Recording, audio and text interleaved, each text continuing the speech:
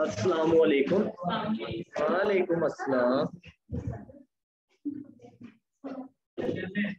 ठीक ठाक, जबरदस्त। आप सुनाएं। जी, रिवीजन सेशन हमने स्टार्ट करना है अपना। तो सबसे पहले तो ये बताएं कि यहाँ बैठने की नीयत क्या है। सबसे पहले तो ये है ना,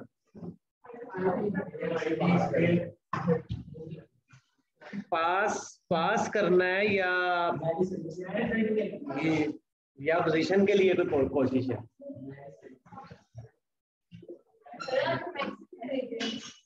एक्सेल से स्टार्ट करेंगे, इंपॉर्टेंट टॉपिक, क्योंकि इंसान के लिए वही कुछ है जिसके लिए वो कोशिश करता है। ठीक है, तो जब कुरान का फैसला है कि वलैसल इंसान इल्ला मा सा, इंसान के लिए वही कुछ है जिसकी वो कोशिश करता है। और दूसरी बात ये है कि इंसान की जो अमाल है ना, उसका जितना भी दारोमदार है वो नीयत पर है। अगर आप नीयत करेंगे कि हमने पढ़ना है, पढ़ के मेरिट के लिए तैयारी करनी है, वो मिल जाएगा। लेकिन अगर सिर्फ पास करना है तो फिर पास तो सारे करते हैं, फिर कोई फर्क तो नहीं है आप में बाकी सब में। लेकिन नीयत आपकी बहुत डिपेंड करती है। ये मैं अक्सर भी बताता हूँ क्लासेस में। आवाज कम आ रही है? अच्छा ठीक है। नहीं, वो उधर से जो सिस्टम उधर लगाया उधर से कम हो गई आवाज। यहाँ पे तो माइक है ना मेरे पास, स्ट्रीमिंग सिस्टम से ही हो रही होगी, जाहिर बात है। मैं बुक से पूछ के जरा। तो मैं जो बात अक्सर कहता हूँ ये है कि आप देखें कि मैंने पहले भी कुछ स्टूडेंट्स, मतलब कि मेरा तकरीबन 1.5 साल का तो एक्सपीरियंस है, तो काफी स्टूडेंट्स को पढ़ाया है। लेकिन असल बात जो है वो ये है कि आपका जो यकीन है वो कितना पक्का है। अगर आपका यकीन पक्का नहीं है, तो अगर आपका सिर्फ यही यकीन है कि मैं जितनी मर्जी कोशिश कर लूँ, मेरे से आगे बहुत बड़े बड़े स्टूडेंट्स हैं या बहुत ऐसे स्टूडेंट्स हैं जो पता नहीं कितने लाइक फाइक है, ठीक है, तो मैं उनके सामने कुछ भी नहीं हूँ, तो फिर आपका सक्सेस तो फिर मतलब कि बहुत मुश्किल हो जाती है। मैं अगर अपनी एग्जांपल दूं, अपने से मैं स्टार्ट लूं, तो मेरा बैकग्राउंड अगर मैं अपना बताऊं आपको, तो मेरा 5th से 8th तक कोई बैकग्राउंड नहीं, ना मेरी इंग्लिश की बेसिक्स है ना मैथ की बेसिक्स है। उसके बाद 9th-10th में 683 मार्क्स है, कितने बनते हैं? ऑलमोस्ट 60% बनते हैं। उसके बाद नेक्स्ट मेरे 908 आईकॉम थे। आईकॉम कौन सा कोई इतना मुश्किल है, उसमें इतने मार्क्स लेना तो आम सी बात है बिल्कुल। तो 80%, 82% बनते हैं। तो मैं तो कोई उन स्टूडेंट्स में नहीं हूँ जो बहुत कोई पढ़ने वाला हो या जिसका कोई बहुत अच्छा बैकग्राउंड हो, जिसकी कोई इंग्लिश की बहुत अच्छी ग्रिप हो। मेरी अभी तक नहीं है। मुझे अभी तक इंग्लिश प्रॉपर नहीं सही तरह आती, मतलब जिस तरह आपको प्रॉपर सेंटेंसेस का पता होता है, वाजवर का पता होता है, आपको कहाँ लगना है कहाँ नहीं। नॉर्मल सीधी सी हम सिंपल बिल्कुल जिस तरह बात करते हैं उस तरह या लिखते हैं। लेकिन आपको इसके लिए बस ये है कि मतलब कि कैफ लेवल की भी बात की जाए, वहां पे तो लिखना है आपने। इंग्लिश आती होगी तो लिखेंगे, सारे पेपर इंग्लिश में आपके। लेकिन ये है कि उम्मीद हो इंसान को तो हर चीज मिल जाती है। और ये भी जरूरी नहीं है कि आप तैयारी 100 मार्क्स ही करें फिर कहें कि 100 मार्क्स या 50 मार्क्स पूरे आएंगे तो मेरिट आएगा। मेरा 49 पे है, मुझे पता है। मेरा एक एमसीक्यूज मुझे पता था 100% गलत है, कोई मसला नहीं है। यकीन पक्का था कि नहीं इंशाल्लाह आएगा, मेरिट आया भी है। ठीक है, तो हमने जो तैयारी करनी है अपनी, वो तैयारी इस बेस के ऊपर करनी है। यहाँ पे मैं एक्सपेक्ट यही करूँगा कि आपको कुछ थोड़ी हाव ना हो तो इसकी होगी। ठीक है, तो उसके अकॉर्डिंग मैं आपको मतलब के चीजों को करवाऊंगा, कोशिश करूंगा कि बिल्कुल स्टार्ट से करवाऊं, लेकिन जो मेजर चीजें होंगी उसको पहले कवर करेंगे, जो माइनर चीजें होंगी उनको बाद में कवर करेंगे हम। ठीक है, तो स्टार्ट करते हैं हम लेक्चर अपना। हमने जो स्टार्ट लेना है वो हमारा स्टार्टअप है एक्सेल का सेकंड चैप्टर। पढ़ा भी होगा आपने। मेरी कामयाबी ये होगी कि मैं आपको वो चीजें बताऊं जो आपको क्लास में से उठने ना दें। बात ये है, मैं आपको रिटेन कर सकूं यहाँ पे, मेरी कामयाबी ये होगी। अगर मैं आपको रिटेन कर सका तो मेरी कामयाबी यही होगी कि आप रिटेन रहे, आप समझें, आपको ये डिफरेंट पता लगे कि आपने पढ़ा है, जो आपने पढ़ा था और अब जो आपने यहाँ पे कवर करना है उसके अंदर डिफरेंस क्या है। ठीक है, तो ये चीजें मैं यहाँ पे आपके साथ डिस्कस करूंगा सारी। तो हम स्टार्टअप करते हैं। पीछे चले जाओ, पीछे भी सिस्टम पड़े हुए हैं। स्टार्ट हम लेते हैं। हमने एक्सेल का चैप्टर जो 2 है, मतलब कि वैसा है हमारा चैप्टर 5 बनता है वो एक्सेल का, वहां से स्टार्टअप लेना है हमने। और उसमें सबसे पहले हमने किसको डिस्कस करना है, नंबर फॉर्मेटिंग को और कंडीशनल फॉर्मेटिंग, क्योंकि मैंने वो एरियाज के ऊपर फोकस किया है जो एरियाज मोस्ट इंपॉर्टेंट है। सबसे पहले वो, लास्ट के अंदर आके हम उनको कवर करेंगे जो माइनर एरियाज है, इसके अंदर से एमसीक्यूज मोस्टली इजी बनते हैं। और आपको कुछ एमसीक्यूज भी साथ साथ ही परफॉर्म करवाए जाएंगे जो एग्जाम लेवल की होंगे। मतलब कि आपको आइडिया होगा कि आपने डिफरेंट इंस्टीट्यूट्स की बुक्स पढ़ी होंगी, राइस की, पैक की, तो टेस्ट भी दिए होंगे, आपको आइडिया होगा कि इन एमसीक्यूज में जो एग्जाम में आते हैं और जो आई कैप टेस्ट करता है उसमें कितना डिफरेंस है। ठीक है, तो ये सारी चीजें भी हम उसको कवर करेंगे, एक एक टॉपिक कवर करेंगे, उसके एमसीक्यूज भी करेंगे साथ। अच्छा, अभी हम स्टार्ट लेते हैं अपना नंबर फॉर्मेटिंग से। आपके पास नंबर फॉर्मेटिंग की पहले कुछ आपको थोड़ी सी बेसिक्स मैं आपको बताऊंगा कि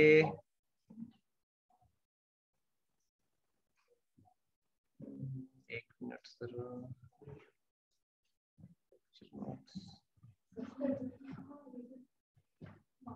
ठीक है,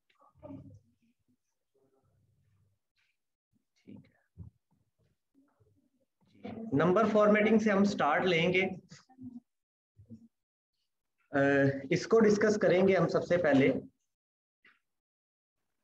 ये कस्टम फॉर्मेटिंग है, ज्यादा एमसीक्यूज बनते तो यहाँ से हैं, लेकिन हम पहले डिस्कस करते हैं नंबर फॉर्मेटिंग को। आप जब एक्सेल को ओपन करेंगे, ये मेथड हम लास्ट में देखेंगे, आपने वैसे भी आपको पता होगा कि एक्सेल को ओपन किस तरह करना है, क्लोज किस तरह करना है, ये सारी चीजें सिंपल है, इनको लास्ट में डिस्कस भी करेंगे कि इसमें से एमसीक्यूज कैसे बनते हैं। लेकिन अभी थोड़ा एडवांस लेवल से हम स्टार्ट करेंगे। नंबर फॉर्मेटिंग मतलब ये है कि आपने अपने सेल के अंदर जो डाटा लिखा है उसको आपने फॉर्मेट करना है, तो वो किस तरह आप उसको फॉर्मेटिंग देंगे, किस तरह का आप उसको रिप्रेजेंट करवाना चाहते हैं। ठीक है, इसको हम कहते हैं नंबर फॉर्मेटिंग। अब हम तैयारी इस बेस पे करेंगे कि एग्जाम में किस तरह एमसीक्यूज आना है। ठीक है, सबसे पहले अगर बात की जाए तो आपके पास ये होम टैब में नंबर का ग्रुप है। ये भी आपको पता होना चाहिए कि ये जो ऊपर लिखे आ रहे हैं ये सब टैब्स हैं, और ये नीचे जो नाम लिखे आ रहे हैं ये आपके ग्रुप्स हैं। एग्जाम में एज इट इज टेस्ट होता है कि कोई फंक्शन आपको देता है, ये किस तरह परफॉर्म करना है, आपने इधर जाएं, इस फोल्डर में जाएं, नेक्स्ट इस ग्रुप में जाएं, ग्रुपिंग की वो वर्डिंग यूज कर रहा होता है। ठीक है, तो हमने उसकी बेस के ऊपर इसको करना है। अब नंबर फॉर्मेटिंग का ये आपके पास ग्रुप है, हमने सबसे पहले इसको डिस्कस करना है। इसके अंदर आपके पास क्या क्या ऑप्शंस है। सबसे पहले आपके पास जो नंबर फॉर्मेट है वो है जनरल, ना वो डेट फॉर्मेट है, ना वो नंबर फॉर्मेट है, ना वो टेक्स्ट फॉर्मेट है। वो ऑटोमेटिकली टेस्ट लगा रहा होता है आपको। वो अगर आपने नंबर लिखा है तो वो उसको नंबर कंसीडर कर रहा होगा, आपने उसको टेक्स्ट लिखा है तो वो टेक्स्ट कंसीडर कर रहा होगा। तो आपका जो नंबर है, सबसे पहले मैं इसको एक्सपेंड कर लूं। अगर मैं यहां पे अल्फाबेट लिखता हूं कोई, जैसे ABC, ये आपका अभी बाय डिफॉल्ट किसके ऊपर रहता है? जर्नल के ऊपर। MCQs है। आप टेक्स्ट लिखते हैं तो आपका कौन सा नंबर फॉर्मेट लगा होता है? जर्नल लगा होता है, टेक्स्ट नहीं लगा होता, जर्नल लगा होता है। ये देखे ना, मैंने ABC लिखा है तो ये ऊपर किस पे है? जर्नल पे है, बाय डिफॉल्ट जर्नल है। आप न्यूमेरिक कोई चीज लिखते हैं 1 2 3, तो आपका कौन सा फॉर्मेट है? जर्नल है। लेकिन इन दोनों में डिफरेंस क्या है? आपका जो अल्फाबेट्स है, अल्फाबेट्स वो क्या अलाइन हुए होते हैं? लेफ्ट और bottom align. Left bottom MCQs है ये। आपका टेक्स्ट किस बेस पे अलाइन हो रहा होता है, या कौन सी अलाइनमेंट है बाय डिफॉल्ट आपके टेक्स्ट की? तो ये देखें, ये किस कहां पे है? बॉटम वाली साइड पे है सेल के।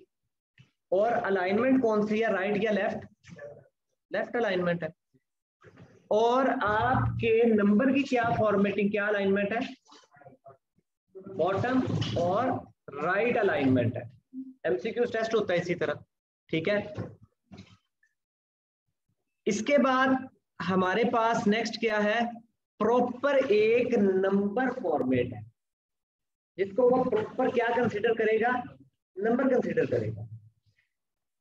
इसके अंदर बाय डिफॉल्ट क्या चीजें हैं और MCQs में क्या क्या पूछता है, हमने उसको डिस्कस करना है। ये आप अगर किसी भी नंबर के ऊपर नंबर फॉर्मेट अप्लाई करते हैं, ये देखें, उसने बाय डिफॉल्ट इसको क्या किया है? इसके साथ क्या लगा दिया है? डेसिमल। जूम कर देता हूं, इसके साथ इनसे क्या लगा दिया है? डेसिमल पॉइंट लगाया है।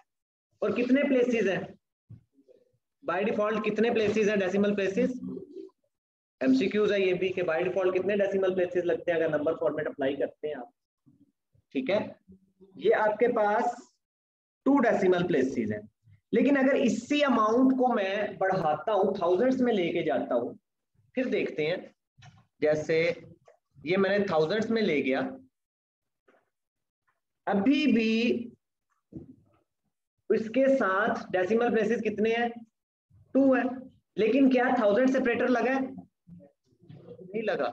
बाय डिफॉल्ट नंबर फॉर्मेट के अंदर थाउजेंड सेपरेटर नहीं लगता। तो क्या मतलब हुआ कि लगा भी नहीं सकते हम, या सिर्फ बाय डिफॉल्ट नहीं लगा होता? हाँ, बाय डिफॉल्ट नहीं लगा होता, लगा हम सकते हैं। लगाएंगे कैसे? ये ग्रुप नंबर का जो ग्रुप है, इसका आप ड्रॉप डाउन खोलेंगे या आप इसका डायलॉग बॉक्स ओपन करेंगे। डायलॉग बॉक्स ओपन करेंगे तो यहां पे आपके पास यूज थाउजेंड सेपरेटर है। आप क्या करेंगे, यहां पे आके थाउजेंड सेपरेटर पे क्लिक करेंगे तो आपका जो एक ये डिजिट्स लिखे हुए थे थाउजेंड्स में, उस पे उसने क्या अप्लाई कर दिया है? थाउजेंड सेपरेटर अप्लाई कर दिया, ठीक है। या इसी तरह आपके पास ये नेगेटिव नंबर का भी ऑप्शन है। अकाउंटिंग का रूल है, अकाउंटिंग का रूल है कि आप नंबर्स को कभी भी नेगेटिव का साइन लगा के शो नहीं करते। अकाउंटिंग जब आप पढ़ेंगे तो आप किसी भी नंबर के साथ अगर किसी को दूसरे में से लेस करना है तो आप नेगेटिव का साइन नहीं यूज, आप ब्रैकेट्स लगाते हैं उसके साथ, ठीक है। तो अगर आप एक्सेल पे आपने तो एज अकाउंटेंट ही काम करना है ना, ठीक है। आपने एज अकाउंटेंट काम करना है तो आप हमेशा किसको यूज करेंगे? ब्रैकेट वाले को। लेस माइनस का जो साइन है ये मैथ वाले ज्यादा यूज कर रहे होते हैं, ठीक है। तो आप यहां से नेगेटिव नंबर को किस तरह शो करवा सकते हैं? माइनस से भी, ब्रैकेट से भी, ब्लैक कलर में भी और रेड कलर में भी। ये कलरिंग एक्सेल किस तरह देता है ये भी हम इसको भी बनाना सीखेंगे अभी लास्ट में आके, ठीक है। तो आप यहाँ पे थाउजेंड सेपरेटर भी लगा सकते हैं और इसको नेगेटिव नंबर को भी डिफरेंट तरह शो कर सकते हैं। अच्छा चलिए, आपने अभी तक जितना पढ़ा है उसके अंदर से थोड़ा सा मैं इसको एक क्वेश्चन करता हूँ, ये देखें, जिनको पता है, जिन्होंने पहले मेरे से पढ़ा है वो आंसर ना करें, मैं बाकी से पूछना चाहूंगा। ये देखें जरा, यहाँ पे मैंने लिखा 1 2 3 4 5, इधर भी लिखा 1 2 3 4 5। इसके ऊपर मैंने फॉर्मेट अप्लाई किया नंबर का, इसके ऊपर अप्लाई किया किसका, करेंसी का, 1 2 3 4 5, ठीक है। और इसके ऊपर मैंने फॉर्मेट अप्लाई किया किसका, इन तीनों में क्या डिफरेंस है?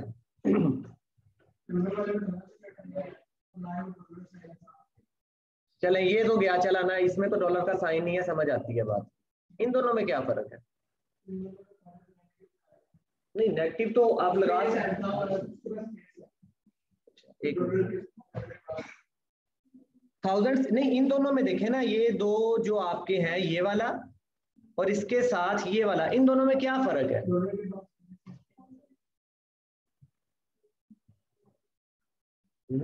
ये इसके अंदर फर्क नहीं है, असल में अलाइनमेंट का फर्क है बहुत बड़ा। ये मैंने इसीलिए इसको छोटा करके शो करवाया, नहीं तो मैं उसमें भी उसी बॉक्स जो मैंने आगे विड्थ और हाइट चेंज की हुई थी, मैं वहां से भी शो करवा सकता था। ये डिफरेंस देखना आपने, ये देखें अब, एक में डॉलर का साइन क्या अलाइनमेंट हुई हुई है, लेफ्ट अलाइन हुई हुई है, और ये कौन सा फॉर्मेट है, और दूसरे में कौन सी अलाइनमेंट हुई हुई है, राइट अलाइन है, और ये कौन सा फॉर्मेट है, करेंसी है। ये डिफरेंस है दोनों के अंदर, इतना इतना डिफरेंस टेस्ट होता है एग्जाम में, छोटा छोटा जो डिफरेंस है कि दोनों के अंदर क्या डिफरेंस है, ये टेस्ट होता है। इसमें डॉलर अलाइन हुआ है क्या, लेफ्ट, और उसके अंदर डॉलर क्या अलाइन हुआ है, इसके अंदर राइट है, दूसरे के अंदर इसके अंदर राइट अलाइन है, इसके अंदर। इतनी छोटी छोटी चीज टेस्ट होती है। अगर आप जिस तरह बाय डिफॉल्ट जो विड्थ और हाइट है उसमें रह के देखेंगे तो आपको पता भी नहीं लगेगा बिल्कुल भी। और आई कैप नॉर्मली आपने देखा होगा, मैथमेटिक्स के क्वेश्चन करते हैं, आप बड़ी खुशी से आंसर निकालते हैं, आंसर मैच हो रहा होता है नीचे, लेकिन जब रिजल्ट मिलता है गलत होता है वो। आई कैप को पता है बच्चा कहाँ गलती करता है, उसने स्पेस का ऑप्शन भी डाला होगा कि करेंसी वैल्यू के दरमियान में स्पेस होगी, स्पेस नहीं होती, अलाइनमेंट का डिफरेंस है दोनों के अंदर। तो ये नहीं कि सारे एमसीक्यूज इतने मुश्किल आते हैं, ये मैं वो एमसीक्यूज आपको करवा रहा हूँ जो एक्सट्रीम लेवल पे जाके आते हैं और जो मेरिट के लिए हैं। सिंपली तो नॉर्मली तो आप कर लेंगे 25 मार्क्स के लिए, तो अगर आपने रेगुलर क्लासेस पढ़ी हुई हैं तो आप तो कवर कर जाएंगे, 30 भी हो सकते हैं, 35 भी कवर हो सकते हैं। अच्छा मुझे ये बताएं, मेरे स्टूडेंट्स के अलावा कितने स्टूडेंट्स ने आई कैप की बुक रीड की है अभी तक, कितने चैप्टर रीड किए हैं?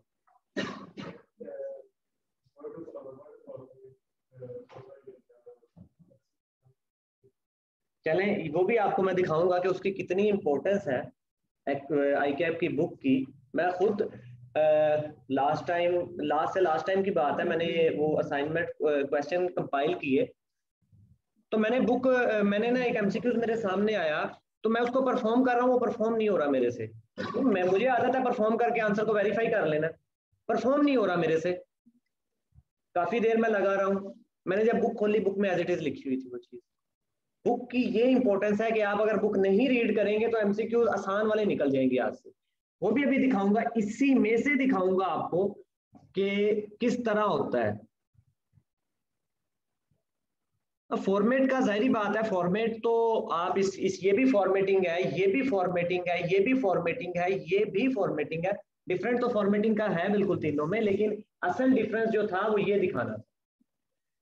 इसके बाद नेक्स्ट मूव करते हैं हमने करेंसी और अकाउंटिंग के फॉर्मेट को देख लिया।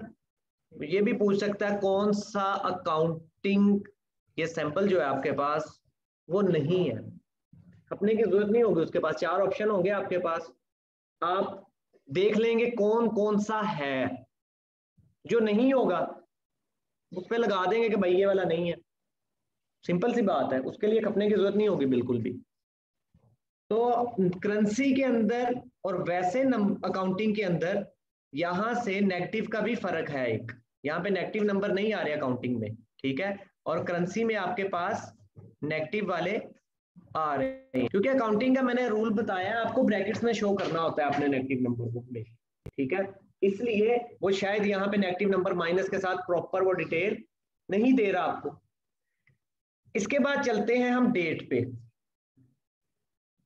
यहां पे क्या है, नीचे आपके पास लोकेशन है, पूछ सकता है कौन सी लोकेशन आपके पास नहीं है, कौन सी कंट्री नहीं है, वो आप चेक कर लेंगे, जो ऑप्शंस में हुई वो आप लगा देंगे, मतलब कि उसको एलिमिनेट कर देंगे, जो ना हुई वो बच जाएगी पीछे, वो आपका आंसर होगा। अभी देखते हैं अगर मैं बाय डिफॉल्ट डेट को लिखता हूं, बाय डिफॉल्ट डेट को लिखता हूं तो वो इसको कौन सा फॉर्मेट कंसीडर करता है। जैसे आज क्या डेट है, 01। अच्छा, इसके अंदर भी एक चीज आपको मैं डिस्कस कर दूं, 21 इसके ऊपर क्लिक किया, ये ऑटोमेटिकली किस फॉर्मेट पे ले गया इसको, डेट को वो डेट कंसीडर कर रहा है, जर्नल पे नहीं रहने दे रहा, क्योंकि डेट फॉर्मेट ही अलग चीज होती है। अच्छा, एक मैं आपको चीज बता दूं, डिफॉल्ट फॉर्मेटिंग डेट की क्या है, डिफॉल्ट फॉर्मेटिंग डेट की क्या होती है, बाय डिफॉल्ट कंप्यूटर वाली आती है, और कंप्यूटर की बाय डिफॉल्ट क्या होती है, मैंने तो हाँ, मंथ डेट और ईयर, ईयर 4 डिजिट्स आ रहे होते हैं या 2 डिजिट्स आ रहे होते हैं, बाय डिफॉल्ट 4 डिजिट्स आ रहे होते हैं। मैंने ये चेंज किया हुआ है, इसलिए मेरे पहले डेट आ रही है, फिर मंथ आ रहा है, फिर ईयर आ रहा है, मैंने अपने कंप्यूटर की चेंज की हुई है, ठीक है। तो बाय डिफॉल्ट कौन सी होगी आपकी, मंथ डेट और ईयर, और वही बाय डिफॉल्ट किसकी बन रही होगी, एक्सेल की, डेट मंथ ईयर, बिल्कुल ठीक है। अच्छा, एक्सेल में पहली डेट कौन सी थी,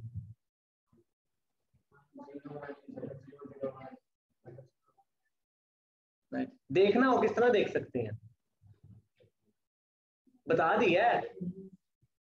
एक्सेल में पहली डेट क्या थी, 1960, ये 1970 से 10 साल पहले तो आई क्या बना था, 1960 के अंदर, ठीक है, 19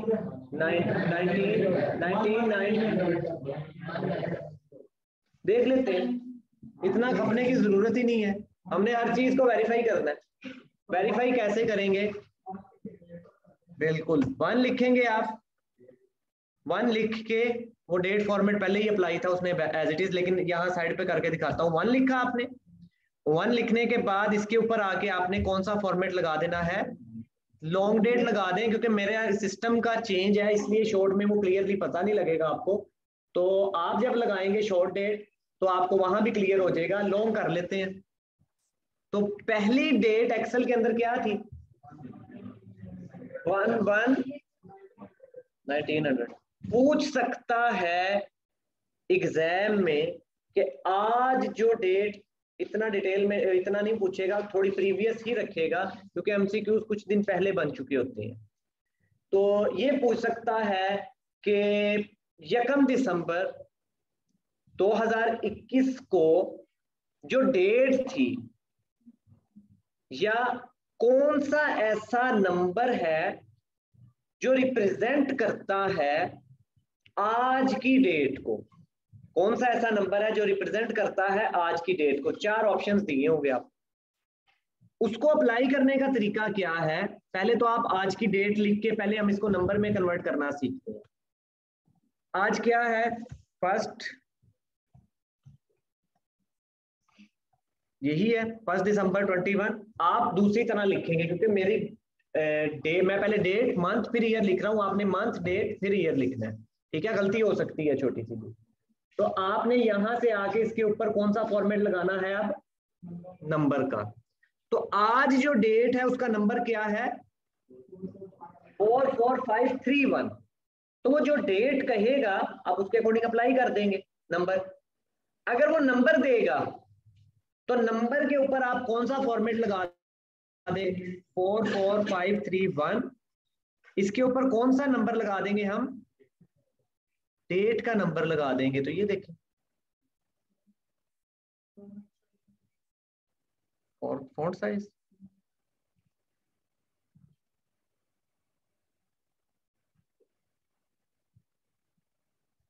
ठीक है। चले, ठीक हो गया, ये चीज समझ आ गई है जी। बिल्कुल आप एक्सेल यूज कर सकते हैं, एक्सेल के बगैर तो आप एग्जाम दे ही नहीं सकेंगे। एक्सेल भी, वर्ड भी, पावर पॉइंट भी, सारा कुछ यूज करेंगे। एक्सेल में क्या हेल्प यूज कर सकते हैं, मैं करवा के दिखाऊंगा आपको, बगैर नेट के करवाऊंगा यूज आपको। बैठे किस लिए इधर, बैठे किस लिए, मैं यूज करवा के दिखाऊंगा आपको। और ऐसे ऐसे एमसीक्यू सोल्व होंगे, आप खुद परेशान होंगे कि ये किस तरह सोल्व हुए। यूज होगा, सब डेट यूज होगी, लेकिन ऑनलाइन जो एग्जाम दे रहे होंगे बच्चे बैठ के, उनके लिए ये इंस्ट्रक्शन है वो यूज ना करें, क्योंकि उनके पास नेट होगा, ये चीटिंग के सेंस में आए।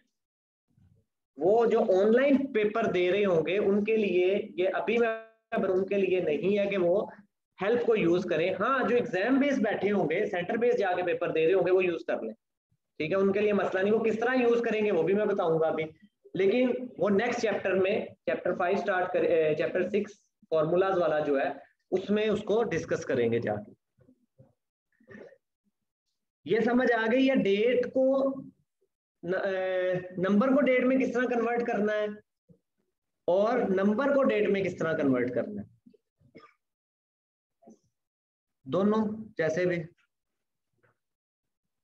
आई कैप ने मना किया है, जाहिर बात है ऑनलाइन जो स्टूडेंट्स हैं, ऑनलाइन जो स्टूडेंट्स हैं उनके वो मना किया हुआ है।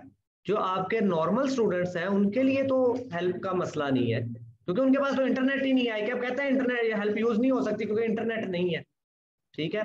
और साथ एग्जाम में बैठे हुए आप यूज कर लें, ठीक है। आपके सर पे कौन सा कोई खड़ा होगा उस टाइम, या आपका कौन सा सिस्टम मॉनिटर हो रहा होता है उस टाइम, ठीक है। वो यहाँ वहाँ यूज कर सकते हैं। मेरा तो नहीं ख्याल कि फिजिकली स्टूडेंट्स के लिए कोई मसला होगा, हमने खुद किया यूज, हमें पता है फिजिकली स्टूडेंट्स के लिए कोई नहीं होता। नहीं, फिजिकली इंटरनेट नहीं होता, इंट्रानेट होता है वहां पे, जो विद इन ऑर्गेनाइजेशन होता है वो, ठीक है। तो लेकिन वो एज अ इंटरनेट काम नहीं कर रहा होता, वो सिर्फ आपका एग्जाम लेने के लिए होता है।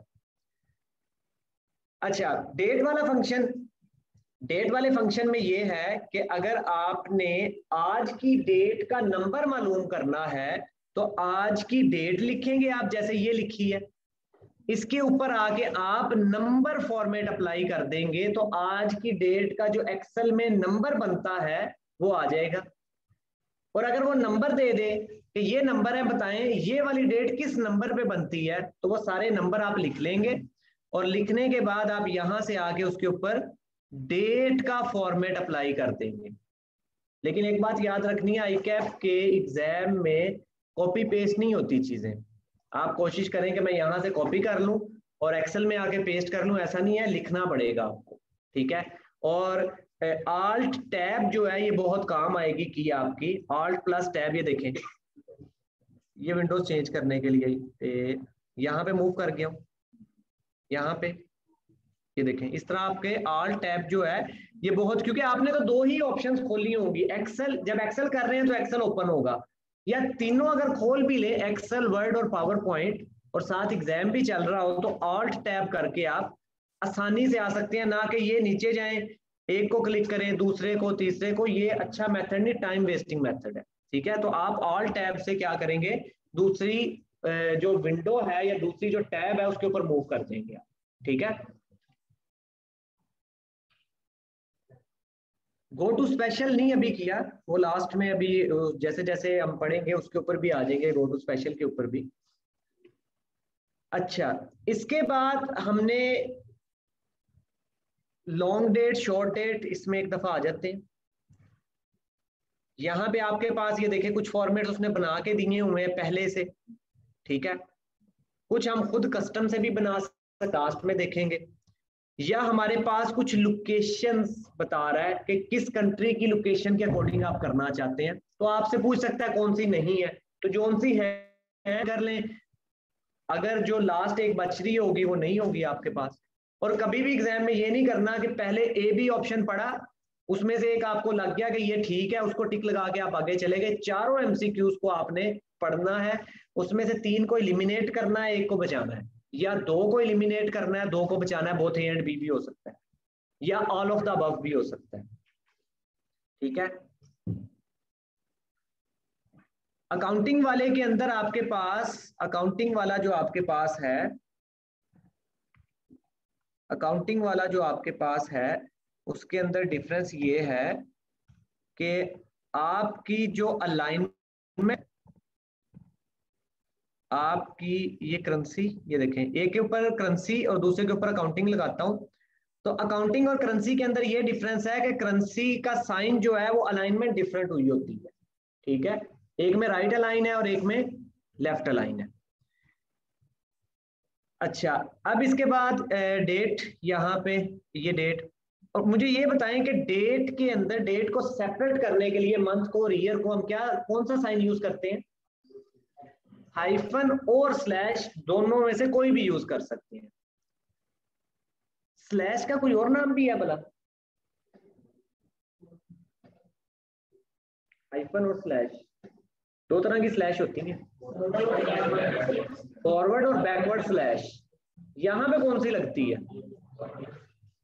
फॉरवर्ड का कितना पता लगेगा, बैकवर्ड का कितना पता लगेगा? ये कौन सी, ये वाली कौन सी है? बैकवर्ड है। ठीक है, और ये वाली कौन सी है? डेट में कौन सी लगेगी? फॉरवर्ड लगेगी। लगा के देख लेते हैं।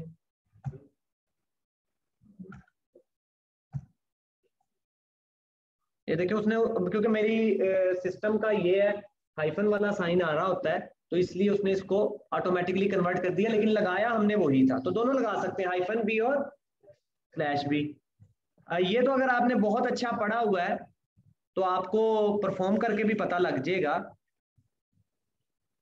आपको वो वाला परफॉर्म करके भी पता लग जाएगा। वरना अगर आप बुक अगर रीड करें तो ये जो चीजें हैं आपके पास,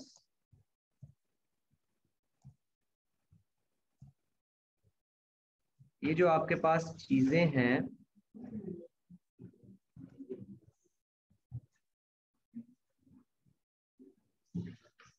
ये देखें, ये जो चीजें हैं आपके पास, ये देखें, ये किस किस से रिप्रेजेंट हुई हुई है। यहाँ पे आपके पास ये देखें, ये कौन सा साइन है और ये कौन सा है? हाइफन का। पिक्चर्स बड़ी इंपॉर्टेंट है एग्जाम के अंदर, ये भी वर्ड के अंदर जाके भी बताऊंगा। ये छोटे छोटे जो पॉइंट्स हैं ये बहुत इंपॉर्टेंट है इसके अंदर। पिक्चर्स तो आपने देखनी है ना, लाजमी। लिखा भी हुआ है उसमें, मेरे ख्याल से चैप्टर 5 के स्टार्ट में भी लिखा हुआ है कि हाइफन और स्लैश से आप डिफरेंट कर सकते हैं चीजों को। अच्छा, इसके बाद आपके पास नेक्स्ट जो ऑप्शन है वो किसका है? टाइम का। टाइम का बाय डिफॉल्ट, टाइम को मतलब कि आवर्स को और मिनट्स को डिफरेंट करने के लिए क्या लगाते हैं भला हम? नहीं, डिफरेंट करने के लिए क्या लगाते हैं हम? कॉलन या सेमी कॉलन? सेमी कॉलन या कॉलन? कॉलन। सेमी कॉलन या कॉलन, ये क्या होता है? Semi colon. और ये डिफरेंट करने के लिए क्या लगाएंगे? कॉलन लगाएंगे। और बाय डिफॉल्ट आपके पास एएम होता है या पीएम होता है? कैसे पता लगेगा? मैं लिख के देख लेता हूँ। 11:50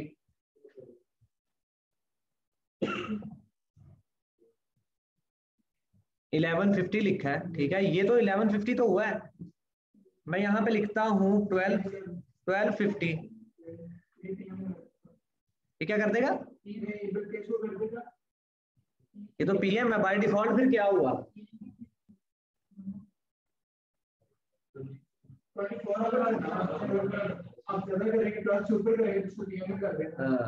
यहाँ पे ख्याल रखना है कि एक्सेल जो है आपका वो बाय डिफॉल्ट जो है 24 आवर बेस पे चल रहा होता है।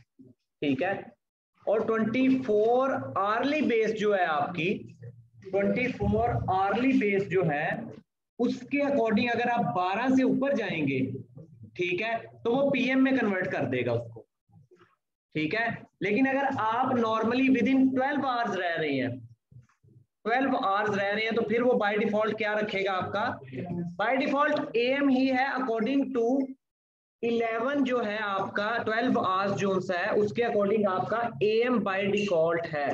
ये लिखा भी हुआ है आपके पास, ये आपकी बुक में लिखा भी हुआ है कि बाय डिफॉल्ट जो सा है आपका टाइम जो है, अब वो मेरे ख्याल से स्टार्टिंग के अंदर है,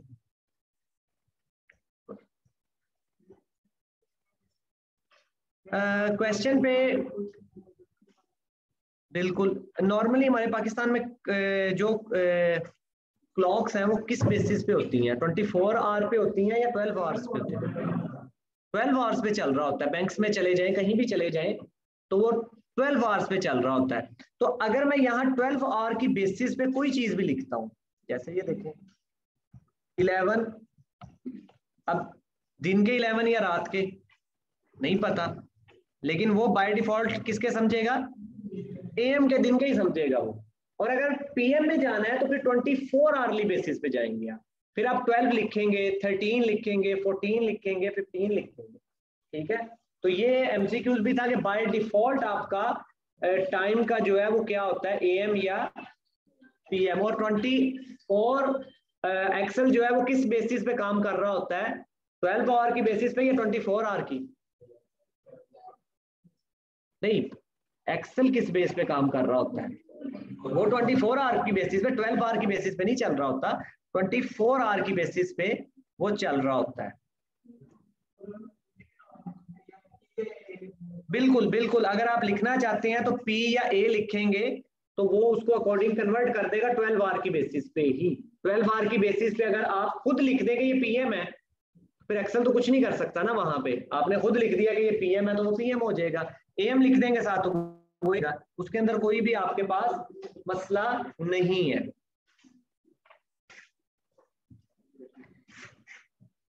एमसीक्यूज ये बोलना है कि बाय डिफॉल्ट एक्सेल का जो टाइम है वो क्या होता है, 12 आवर बेसिस या 24 आवर बेसिस। वो 24 आवर बेसिस पे चल रहा होता है कि अगर आपने पीएम में लेके जाना है तो 12 या 13, 14, 15 ये लिखना पड़ेगा। अगर आपने अभी जिस तरह 1 बजेगा तो आपने 1 नहीं लिख सकते, आप क्या लिखेंगे उसमें, 13 लिखेंगे, ठीक है, तब वो उसको पीएम कंसीडर करेगा, वरना वो सबको क्या कंसीडर करता है, एएम। चले नेक्स्ट चलते हैं। नेक्स्ट आपके पास क्या है, परसेंटेज, इसको भी डिस्कस करने की जरूरत है। 0.1 डेट के ऊपर है, 0.1 ये कितने परसेंट होता है, ये कितने परसेंट होता है, ये कितने परसेंट होता है, पहले वैसे 0.5 टेस्ट करना चाहिए था मुझे, क्योंकि ये नॉर्मली गलती होती है हमारे से, 0.5% को 0.5 लिख रहे होते हैं, तो ये 0.5 50% होता है और 0.05 5% होता है। यहां पे आके अगर आप परसेंटेज लगाएंगे तो ये देखें, ये लग गई एज इट इज। इसी के ऊपर अगर फ्रैक्शन लिखेंगे, परसेंटेज को भी तो वो फ्रैक्शन में आपका कैलकुलेटर अक्सर शो कर रहा होता है, परसेंटेज नहीं बता रहा होता वो प्रॉपर, फिर आप वो SD SND पता नहीं इस तरह करके एक वो की है कैलकुलेटर पे, उसको प्रेस करते हैं तो वो उसको आपका न्यूमेरिक में आंसर आ रहा होता है, ठीक है। तो ये फ्रैक्शन भी लगा सकते हैं, इसके अंदर कोई एज इट इज इतने एमसीक्यूज नहीं है। या आप साइंटिफिक भी कर सकते हैं, साइंटिफिक में डेसिमल प्लेसेस भी बाय डिफॉल्ट कितनी लगी होती हैं, तो इसके अंदर कोई इतना नहीं है। या टेक्स्ट, ये एमसीक्यूज है, टेक्स्ट फॉर्मेट आप क्यों यूज करते हैं, बताएं किसी को अगर आंसर हो, टेक्स्ट फॉर्मेट आप क्यों यूज करते हैं,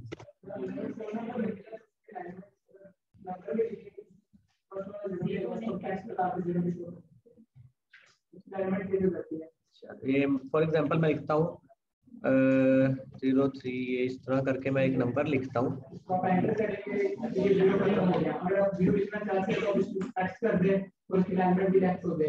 लेफ्ट अलाइनमेंट होगी, 0 तो नहीं आया फिर, अच्छा 0 लिख लिया, आ गया। ये क्या रीजन थी? ये टेक्स्ट हो गया, सारे नंबर टेक्स्ट कंसीडर हो गए। ठीक है, अगर कोई नंबर होना तो स्टार्टिंग में तो 0 लिखो और तो नंबर इन एलिमेंट होता है, लिखो या ना लिखो कोई नुकसान नहीं होता।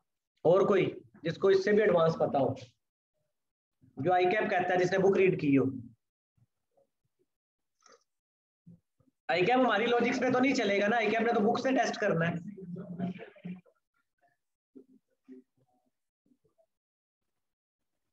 बिल्कुल, बड़ा अच्छा आंसर दिया ईमान ने। वो अगर हम ये चाहते हैं कि कोई नंबर हमारे फॉर्मूला की कैलकुलेशन में ना आए, तो हम उसके ऊपर कौन सा फॉर्मेट लगा देंगे? टेक्स्ट। लेकिन टेक्स्ट में कुछ फॉर्मूलाज ऐसे हैं, कुछ फॉर्मूलाज ऐसे हैं जो टेक्स्ट को कंसीडर कर रहे होते हैं, लेकिन नॉर्मली मैथमेटिक्स और स्टैटिस्टिक्स के जो फॉर्मूलाज हैं वो टेक्स्ट को कंसीडर नहीं कर रहे होते। ठीक है, तो अगर हम चाहते हैं कि कोई हमारा जो नंबर है वो कैलकुलेशन में ना आए, तो हम उसके ऊपर कौन सा फॉर्मेट अप्लाई कर देते हैं? टेक्स्ट का फॉर्मेट अप्लाई कर देते हैं। वो कैलकुलेशन में नहीं आएगा फिर आपके। ठीक है, तो ये सबसे इसका बेनिफिट है। ये देखें,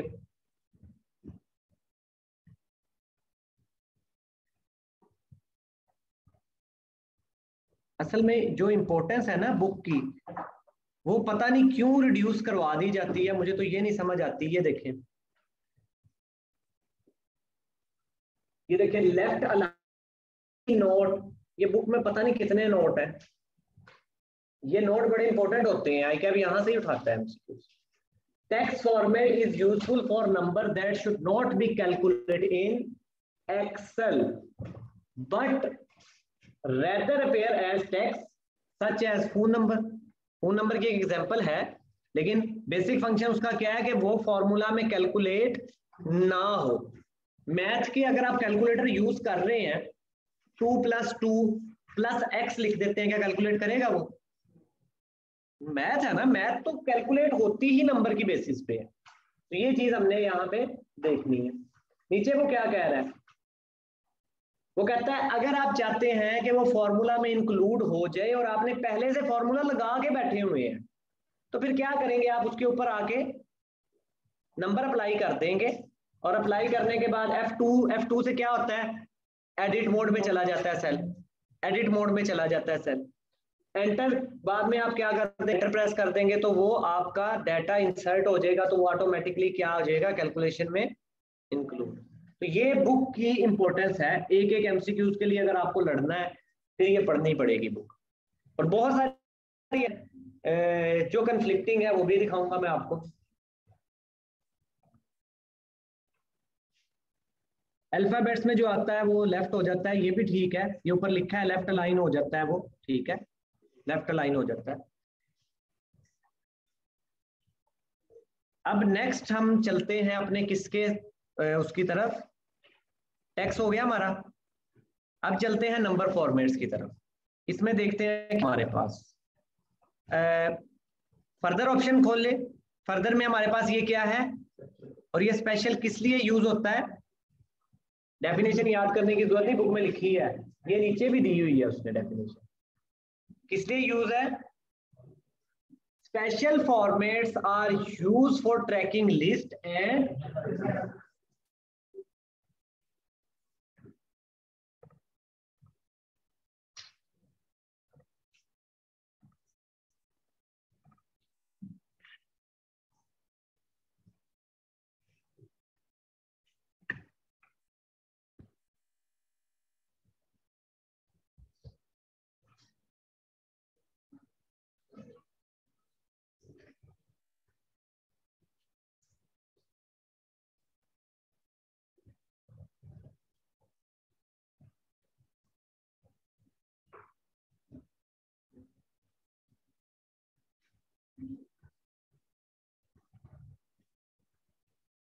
ये देखें 20 पढ़े जरा एमसीक्यूज। जूम आउट, ये देखें 20 पढ़े जरा एमसीक्यूज।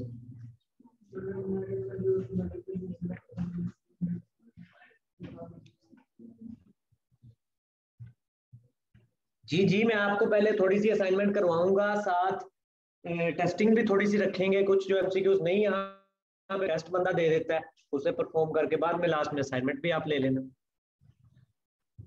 पढ़े जरा एमसीक्यूज।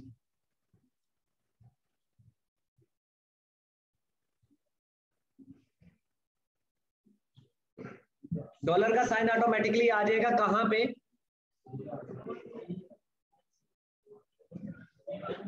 सी और डी में फर्क क्या है?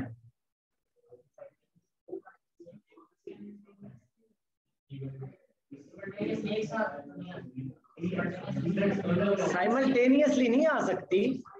कितना पास जाके एमसीक्यूज है।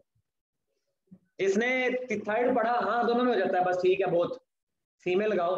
बोथ ठीक है, लेकिन एंड भी आ गया साथ। बोथ और लिख देता बीच में, फिर समझ आती थी बात की। एंड और का फंक्शनल इंग्लिश एग्जाम होने का ये नुकसान है सबसे बड़ा। एंड और का नहीं पता लगता हमें कि क्या फर्क है दोनों में। ठीक है, और का मतलब है या ये या ये।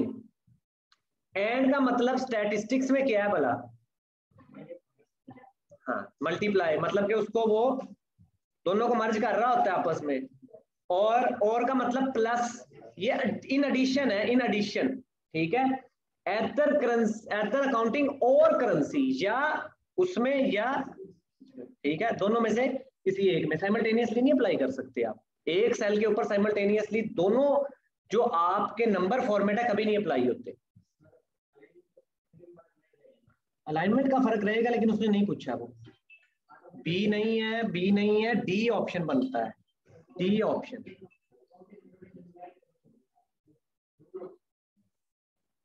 नहीं, उसने ये नहीं कहा। विद तो बात एक है ना, विद की बात तो एक है। नहीं मतलब कि विद ये अलाइनमेंट की तो जिक्र नहीं ना हुआ। ये वैसे भी आपने हमेशा याद रखना है रूल को, जिस चीज पे क्वेश्चन खामोश है आपने भी खामोश रहना है उस पर, ज्यादा नहीं सोचना। ज्यादा सोचेंगे तो उससे भी आउट चले जाएंगे। जिस तरह क्या पिक्चर वाटरमार्क और टेक्स्ट वाटरमार्क एक साथ लगा सकते हैं? मैं लगा के दिखा दूंगा, लेकिन नहीं सोचना, नहीं लगा सकते, बस यही याद रखना है। ठीक है, लग सकता है, जिस पे वो खामोश है हमने भी खामोश रहना है, हमने उससे ज्यादा नहीं बोलना। डिलीट करो। ठीक है, जिसपे वो खामोश है आपने भी खामोश रहना है, उस पे आपने नहीं बोलना बिल्कुल भी। विद न्यूमेरिक वैल्यूज ऑटोमेटिकली, आ तो वो न्यूमेरिक वैल्यू के साथ ही रहा है ना, आ तो वो न्यूमेरिक के साथ ही रहा, डॉलर साइन है तो एक ही सेल के अंदर ना भाई, इतना आपने इसको रिटेन रखना है। If we apply number for, ये पढ़े जरा। If we apply number format then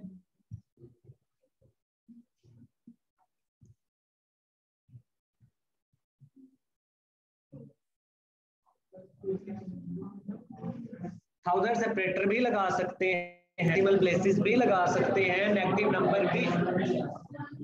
16 MCQ, 16 perform करें जरा, ये परफॉर्म करके आंसर करें इसको। क्या है 16 का? ये मैंने पढ़ाया नहीं, इसीलिए स्पेशल मैंने पढ़ाया नहीं है। ये पढ़ा सकता भी नहीं क्योंकि इसके अंदर इतने ऑप्शंस हैं, मैं नहीं डिस्कस कर सकता इसको एक एक को। ठीक है, ये जो एमसीक्यूज आएगा परफॉर्म करके आंसर निकालना होगा।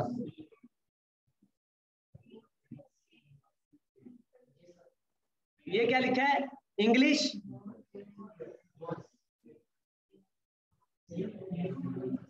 ये देखें, नंबर फॉर्मेट में मैं मूव किया, स्पेशल में आया, इंग्लिश यूएस ऑटोमेटिकली लगा हुआ है पहले से, और इसमें जिप भी कोड भी है प्लस। इसी तरह अगर किसी भी लोकेशन का पूछ ले तो आप उस रेलिवेंट कनाडा का या किसी भी जगह का आप अप्लाई करके बता दें उसको कि क्या क्या है और क्या नहीं है। इसलिए मैंने इसको डिस्कस नहीं किया कि आप खुद परफॉर्म करें इसको, लेकिन बात यहाँ पे खत्म नहीं होती थी। ये तो आसान चीजें हैं, ये तो आसान चीजें हैं। हो गया ये वाला कवर भी। सी, अब जो आपने मुझे आंसर करना है, अब पता लगेगा आपने कितना पढ़ा हुआ है।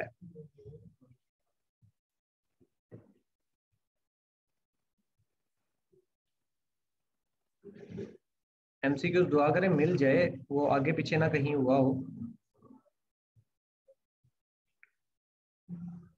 कमेंट आ जाता है, अप्लाइड फॉर्मेटिंग आ जाता है, कंडीशनल फॉर्मेटिंग आ जाता है, B1 to B3 respectively, conditional formatting,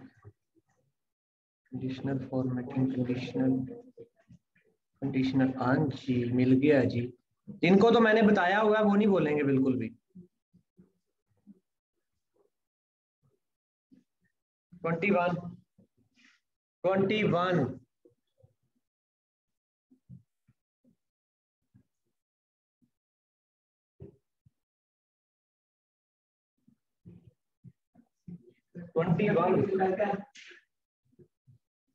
D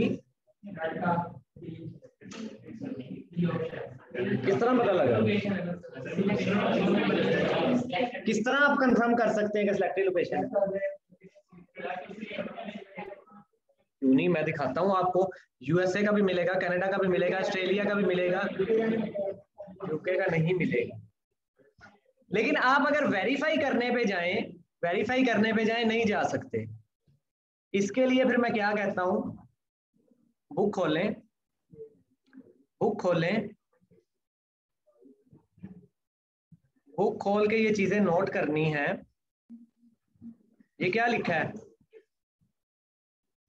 naught that Excel does not include special number formats for all location। इसका मतलब क्या, सिलेक्टेड लोकेशंस होंगी सिर्फ। बुक रीड करने की ये इंपॉर्टेंस है, ठीक है, बुक रीड करने की ये इंपॉर्टेंस है। ये इसीलिए बार बार कह रहा हूं कि बुक रीड करना कितना जरूरी है, क्योंकि मैं अगर वैसे कहता रहूं कि मैंने बुक रीड की थी, वो फायदा नहीं है। MCQs के साथ लिंकिंग करके जब बताऊंगा तब पता लगेगा। तुक्का तो लगा सकते हैं आप, कोई मसला नहीं, तुक्का तो लग जाएगा, लेकिन क्या पता वो तुक्का ठीक भी है या नहीं। लेकिन अगर बुक रीड की है, आपको वो MCQs पढ़ने की भी जरूरत नहीं थी, आपने डायरेक्टली आंसर के ऊपर जाना था अगर बुक पढ़ी होती है, ठीक है। तो ये जो चीज है इसके ऊपर आपने फोकस करना है। हाँ, क्रॉस रेफरेंस, वर्ड के अंदर आप क्रॉस रेफरेंसिंग कर रहे होते हैं, ये वो है, मतलब बुक के साथ क्रॉस रेफरेंसिंग हो रही है MCQs की, ठीक है। तो ये चीजें आपने करनी है।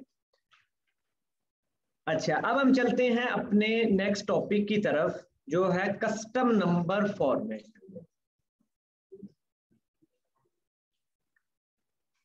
नंबर फॉर्मेट ये ओपन हो गया। Custom number format, custom number format से मतलब ये है कि कोई भी ऐसा नंबर फॉर्मेट जो बाय डिफॉल्ट आपको नहीं मिल रहा, किसी भी जगह नहीं मिल रहा, ना वो आपका फोन नंबर डायरेक्टरी में है, ना कहीं और है वो, ना वो करेंसी है, ना वो अकाउंटिंग के अंदर फॉल करता है, कहीं भी फॉल नहीं करता वो, उसको आपको क्या करवाना पड़ेगा, कस्टम से उसको आपको बनाना पड़ेगा। अब ये जो बातें हैं जिन्होंने बुक रीड की है, अब जो मैं करूंगा वो उनको समझ शायद आ जाए, शायद ना भी आए, क्योंकि बुक में भी कोई इतना क्लियरली नहीं है जब तक आप परफॉर्म ना करें। वो कहता है कस्टम नंबर फॉर्मेट जब भी बनाना है ना आपने, तो आपने ख्याल करना है कि आपके पास कस्टम नंबर बनाते हुए आपने इन चीजों का ख्याल करना है। कस्टम नंबर फॉर्मेट ना सेक्शन होते हैं आपके पास, 4 सेक्शन। पहला सेक्शन क्या है, पॉजिटिव नंबर्स। आपने सबसे पहले नंबर फॉर्मेटिंग किसकी सेट करनी है, पॉजिटिव नंबर्स की। दूसरे नंबर पे किसकी सेट करनी है, तीसरे नंबर पे, चौथे पे। क्या जरूरी है सारी की सारी ही सिलेक्ट करनी है? अच्छा, अगर मैं पॉजिटिव की नहीं सिलेक्ट करना चाहता, नेगेटिव की करना चाहता हूं, तो क्या करूं, सेमीकोलन लगा दें। ये बुक में लिखी है चीजें, ठीक है। अगर मैं सिर्फ पॉजिटिव के लिए सेट करता हूं, सिर्फ पॉजिटिव के लिए सेट करता हूं, तो वो किस किस पे अप्लाई होगा, हर किसी पे अप्लाई हो जाएगा वो। अगर मैं पॉजिटिव और नेगेटिव 2 सेट कर देता हूं, कौन सा, पॉजिटिव वाला 0 पे भी अप्लाई हो जाएगा। ये परफॉर्म करके देखेंगे, ये तो अभी लफ्जी बातें बता रहा हूँ, परेशान होने की जरूरत नहीं कि हमें समझ नहीं आ रही कि किस तरह है, इसके ऊपर बिल्कुल परेशानी नहीं लेनी। ये मैं बता रहा हूँ कि लफ्जी बातें हैं, जिन्होंने बुक रीड की है या जिन्होंने पढ़ा हुआ है उनको ये चीज समझ आ जाएगी, लेकिन इसको प्रैक्टिकली भी करके हम देखेंगे। अभी पहले इसकी एक एग्जांपल सैंपल ले लेते हैं। ये देखें, ये आपके पास एक सैंपल है, इसको भी समझने की जरूरत नहीं है, बस आपने एक दफा देखना है। पहला जो नंबर फॉर्मेट किसके लिए होता है, वो इतना है। उसके बाद डिफरेंशिएट किससे हो रहा है, सेमीकोलन। सेकंड नंबर पे नेगेटिव से। डिफरेंशिएट किससे हो रहा है, इसके बाद किसके ऊपर आता है, 0 के ऊपर। ये 0 इस तरह रिप्रेजेंट होगा। इसके बाद किसके ऊपर आ रहा है, टेक्स्ट। और टेक्स्ट को रिप्रेजेंट करने के लिए कौन सी कोडिंग यूज होती है, @। अभी एक दफा मैं सारी चीजों को यहां से, ये जो अप्लाई हुआ है इसको डिलीट कर दूं।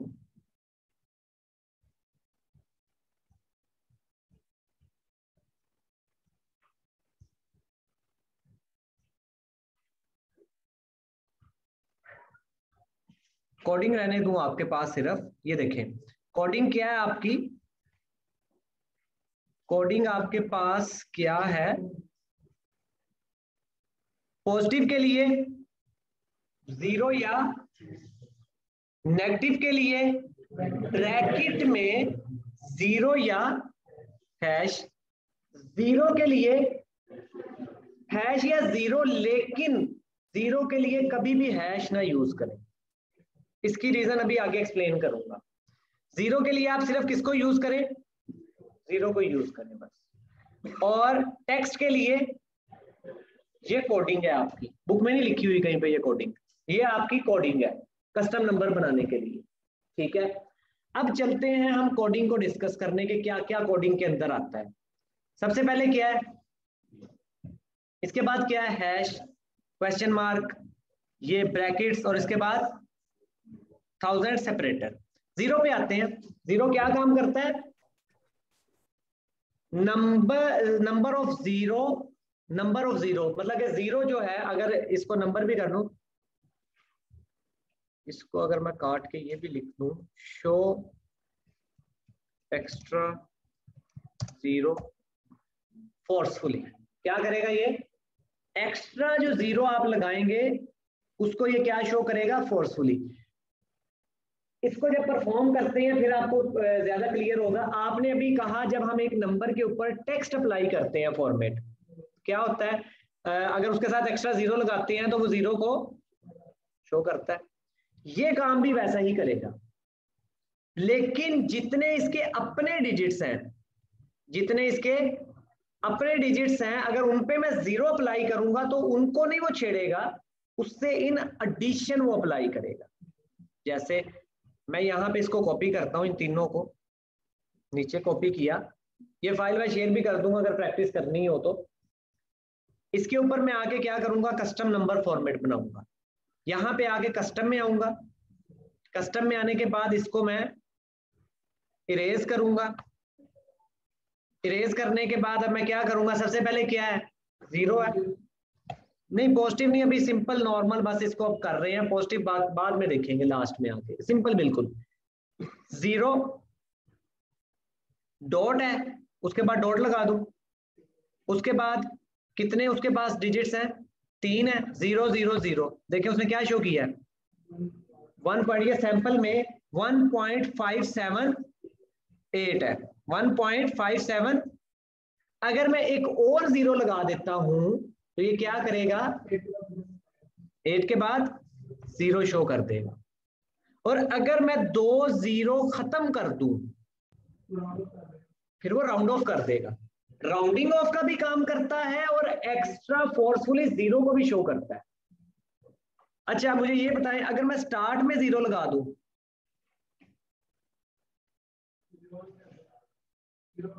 0 1 करेगा, 1 0 क्यों नहीं करेगा, उसको क्या पता। बिल्कुल एग्जैक्टली अगर वो ये मैं यहां पे 0 लगा देता हूं, अब उसको क्या पता कि पहले 0 पे 1 है या दूसरे 0 पे 1 आ रहा है। वो कंसीडर यही करता है कि अगर मैं बाद में लगा दूंगा तो 1 का क्या बन जाएगा 10, इसलिए डॉट से पहले अगर मैं 0 लगाऊंगा तो वो आपका जो पहला डिजिट होगा उससे पहले 0 लगा रहा होगा। लेकिन अगर पॉइंट से बाद में 0 लगाऊंगा एक्स्ट्रा 0 तो वो कहां पे लगाएगा लास्ट में, क्योंकि ना तो लास्ट में 0 लगने से कोई फर्क पड़ता है पॉइंट्स में और ना ही पॉइंट से पहले स्टार्ट में 0 लगने से कोई फर्क पड़ता है, इसलिए ये 0 शो करेगा। इस पे मैं भी एक दफा लास्ट में 0 अप्लाई करके ओके करता हूं। ये देखिए फोर्सफुली 0 शो कर दिया उसने। अगर मैं वैसे इसके साथ 0 लिखता ऊपर में, ये देखें यहां पे आके मैं 0 लिखता कभी भी वो शो ना करता, क्योंकि 0 से फर्क ही नहीं पड़ता ना, पॉइंट से बाद अगर हो ना हो नहीं फर्क पड़ता। तो क्या करेगा, मैं जितने मर्जी 0 लिखता रहा हूं उसको कोई फर्क नहीं पड़ेगा। लेकिन अगर मैं शो करवाना चाहता हूं 0 फिर भी, तो मैं क्या करूंगा, मैं कस्टम में जाके उसके ऊपर फोर्सफुली 0 अप्लाई कर दूंगा। नीचे वाले भी सेम एज इट इज है, ये भी मैंने इसीलिए बनाए थे कि स्टार्ट के ऊपर या लास्ट के ऊपर अगर 0 लगाना चाहता हूं तो किस तरह लगाना है, या ये बिल्कुल सिंपल है, इस पे आते हैं। इसमें कोई डेसिमल प्लेस नहीं ना, डेसिमल पॉइंट 3 तो 0 है। अब देखें कोई डेसिमल प्लेस नहीं है तो 0 कहां पे शो करवाएगा, लास्ट में या स्टार्ट में? नहीं पॉइंट नहीं लगा रहा, सिंपल बिल्कुल 1 2 0 है ना, 1 2 0। अगर 0 लगाता हूं और एक्स्ट्रा 0 लगाऊंगा तो 1 से पहले, क्योंकि 1 से पहले अगर लगेगा तो 120 ही रहेगा, बाद में अगर लगा देगा तो 120 से भी आगे बात चली जाएगी। इसको सबसे मुश्किल टॉपिक यही है, और यहाँ पे एमसीक्यूज कोई ऐसा आने वाला नहीं है, ये सिर्फ आपके नॉलेज के लिए बता रहा हूँ बस, इसमें से कुछ आने वाला नहीं इतना डिटेल में। जो आने वाली चीजें हैं वो मैं बताऊंगा।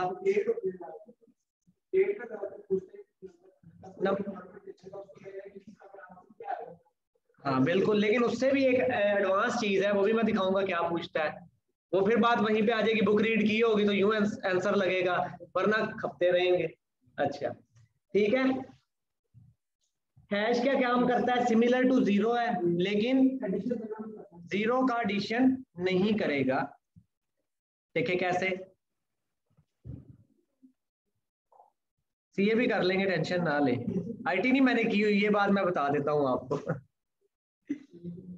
अच्छा ये देखें, अब क्या होगा, 0 0.00 जितने मर्जी 0 लगाता जाओ, ऊपर सैंपल में शो कर रहा है, सॉरी हैश डॉट नेक्स्ट क्या, हैश जितने मर्जी हैश शो कर रहा हूं वो 0 को नहीं शो करेगा, चाहे लास्ट में हैश लगा दूं चाहे स्टार्ट में हैश लगा दूं नहीं शो करेगा। ठीक है, ये तो सिंपली बात है, इसमें सब में इसी तरह ही करेगा। ये मजेदार आपका एमसीक्यूज है, समझने वाला। क्वेश्चन मार्क किस लिए यूज होता है,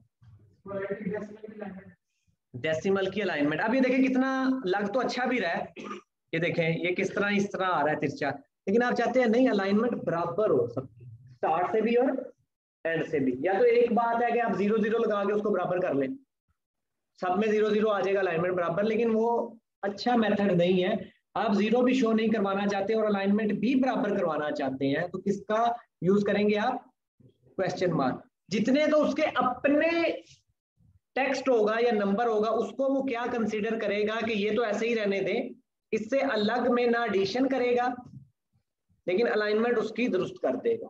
कैसे, ये देखिए number format, custom, question mark, देखें हर के अंदर क्या क्या है, 2 है digits, question mark dot question mark question mark question mark, last में कितने हैं मैक्सिमम 3 तक दे देते हैं ना, ताकि सबकी अलाइनमेंट बराबर हो जाए। ओके करूंगा, ये देखिए कितना अच्छा लग रहा है। अब पीछे से इस तरह हो गया, ठीक है, लेकिन ये किस लिए यूज होता है आपका, अलाइनमेंट के लिए, विजुअली अलाइनमेंट मेंटेनेंस के लिए। ब्रैकेट्स आपको बड़ा शौक है, जो बच्चा फेल हो उसको रेड कलर में शो करवाने का, जो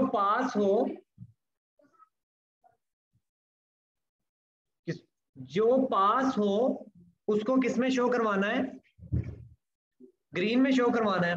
तो मैंने यहां पे लिखा पास और नीचे क्या लिखा है, फेल। अब पास के ऊपर आप आएंगे, यहां पे इसको आप क्या करेंगे, ब्रैकेट, पैरेंथेसिस भी इसको कहते हैं, बिल्कुल ये वाली, ठीक है। स्क्वायर ब्रैकेट भी होती है ये, ऐसा ही है। इसमें क्या लिखूंगा मैं, ग्रीन, बस इतना लिख के अप्लाई कर दूं या कुछ और भी लिखूं साथ, कि इतना ही लिख के अप्लाई कर दूं? ये टेक्स्ट के ऊपर करना है, ना लिखूं अगर, फिर ना लिखूं अगर, पहला पहला पहला पहला जो आप कस्टम बना रहे होते हैं वो किस पे अप्लाई होता है, सब पे। अगर आपने कुछ नहीं लिखा तो मैंने अगर खाली ग्रीन लिख दिया और एंटर की प्रेस करूंगा क्या, सिंपल बात है। वो पूरा जो आप कह रहे हो वो अभी आगे बनाएंगे, जा उसको बनाएंगे। फेल करना है तो इसी तरह कस्टम, इसको आपने क्या करना है, स्क्वायर ब्रैकेट, ठीक है। इसको रेड कलर, जो कलर देना चाहते हैं आप दे सकते हैं, कोई मसला नहीं है किसी चीज का। रेड हो गया, ठीक है। जो कलर देना चाहते हैं वो लिख दें, वो आ जाएगा। फेल आपका ये रेड हो गया, ठीक है। इसके बाद क्या है, 1000 या मिलियन सेपरेटर। 1000 सेपरेटर में कितने कोमास होते हैं, 1000 में और मिलियन में 2 होते हैं। मिलियन में 2000 सेपरेटर होंगे तो मिलियन बन जाएगी वैल्यू, ठीक है। तो यहाँ पे भी आपने एज इट इज ही अप्लाई करना है। ये बहुत डिटेल में बता रहा हूँ, इतना डिटेल में टेस्टेबल नहीं है ये, फिर बता रहा हूँ, ठीक है। आप क्या करें, हैश हैश, या एक दफा भी हैश लिख दें, कोमा अप्लाई कर दें तो वो उसको 1000 समझ लेता है। आगे क्या करें, फिर एक दफा हैश लिख दें तो वो उसको 1000 समझ लेगा। या आप क्या करें, हैश के बाद 2 कोमास दे के आप हैश देंगे तो वो उसको भी 1000 नहीं, इसको क्या समझ लेगा, मिलियन समझ लेगा, ठीक है। तो इसके ऊपर आपकी कोई इतनी ज्यादा वो वर्किंग नहीं है। लेकिन इसका जो मेन पर्पस है वो सिर्फ ये नहीं था। आजकल क्या ट्रेंड चला हुआ है, 1000 के साथ क्या लगाते हैं और मिलियन के साथ, ट्रेंड ये है, आप वैसे शो करवाना चाहते थे। अगर आप इसके साथ के लिख दें नॉर्मली तो ये किस फॉर्मेट में चला जाता है, लेकिन आप चाहते हैं ये टेक्स्ट में भी ना रहे और ये नंबर में रहे। फिर आप क्या करते हैं, कस्टम में आते हैं, इन्वर्टेड कॉमास में आपने क्या लिख देना है, साथ इन्वर्टेड कॉमास में साथ आपने के, लेकिन ये खत्म होगा। फिर कॉमा के बाद आप कुछ नहीं लिखेंगे क्योंकि 12 के वो 1000 को रिप्रेजेंट कर रहा है, जीरोस आगे तो फिर के वो तो बहुत ही ज्यादा बन जाएगा ना, 12,000 के बन जाएगा, वो 12,000 थाउजेंड्स आगे हो जाएगा, ठीक है। तो आप सिर्फ एक हैश लगा के, एक कॉमा लगा के इन्वर्टेड कॉमास में के लिख दें। लेकिन अगर आप मिलियन लिखना चाह रहे थे तो आप क्या करेंगे, एक हैश 2 कॉमास और इसके साथ क्या लिखेंगे आप, इन्वर्टेड कॉमास में एम लिख देंगे, एंटर। तो ये किस में चला गया। अब ये कैलकुलेट जब करेंगे ना एक्सेल में, या जब आप वो फॉर्मूला लगा के कैलकुलेट करेंगे तो ये एम और के का इफेक्ट नहीं होगा कोई, ठीक है। वो उसको एज अ टेक्स्ट ही, नंबर ही कंसीडर करके कर लेगा, ठीक है। इसके बाद सिंपल था बिल्कुल, ये इसके ऊपर इतना खपने की जरूरत नहीं है, ये मैं बताने के लिए था सिर्फ कि एक थोड़ा सा नॉलेज हो जाए, लेकिन खपने की इसके ऊपर जरूरत नहीं है। अब आप एक काम करें,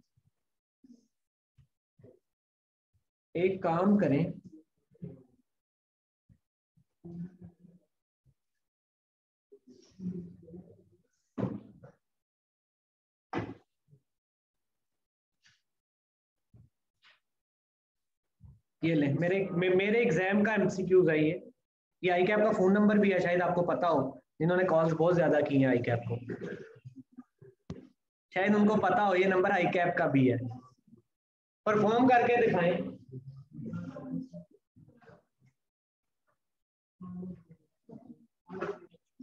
how many ways show number as hash भी वही काम करता है, जीरो भी वही काम करता है।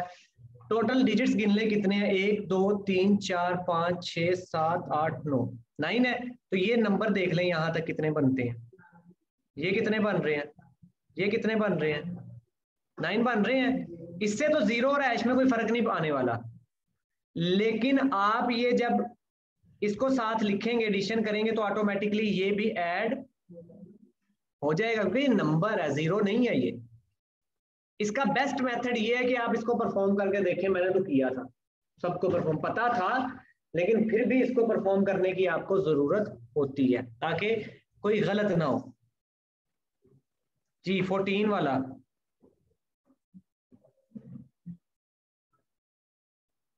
फिफ्टीन वाला कर लें करें, परफॉर्म करना है।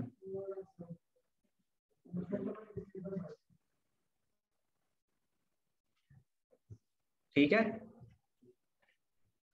ऊपर वाला भी पढ़ लें जरा, इसको भी दोनों को परफॉर्म करके देख लें। आपने परफॉर्म करना है, जो ऑनलाइन ले रहे हैं वो स्क्रीनशॉट लेके रख लें इसका, बल्कि शेयर भी कर दूंगा ये फाइल ना मैं, लेकिन कस्टम जब नंबर फॉर्मेट हो जाएगा उसके बाद। कस्टम के अंदर कोई इतना मुश्किल नहीं है, आसान है।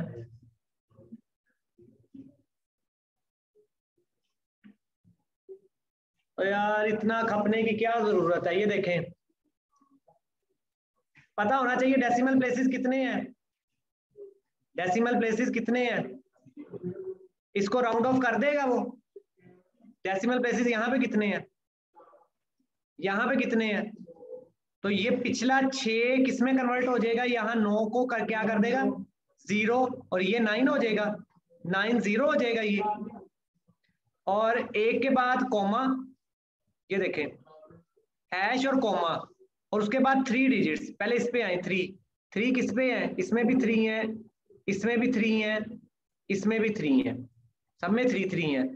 लेकिन इसमें क्या ब्रैकेट लगी है, ये वाला एमसीक्यूज एलिमिनेट होता है या नहीं, होता है या नहीं, क्यों यहाँ पे नेगेटिव का साइन नहीं है।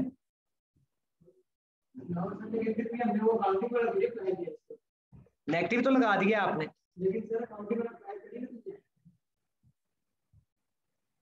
फिर ये बनता है, देख लिया, परफॉर्म कर लें एक दफा, परफॉर्म कर लें, कंफर्म तो हमने करना है, प्रैक्टिस करें। असल में जितनी प्रैक्टिस करेंगे आप इन चीजों की, मैं मकसद ये है ये एमसीक्यू दिखाने का कि आपको ये एहसास भी हो कम से कम कि प्रैक्टिस कितनी जरूरी है। जब हम क्लास में बैठे होते हैं ना, क्लास में बैठ के टीचर को सुन रहे होते हैं आराम से, हम अपनी भी एग्जांपल देता हूँ, किसी की नहीं, सब आता है, ये तो जब सामने आएगा 1 मिनट में कर लूंगा, लेकिन जब एग्जाम में बैठ के अचानक सामने आती है ना चीज, फिर नहीं, फिर तो हाथ पैर भूल जाते हैं आपके साथ।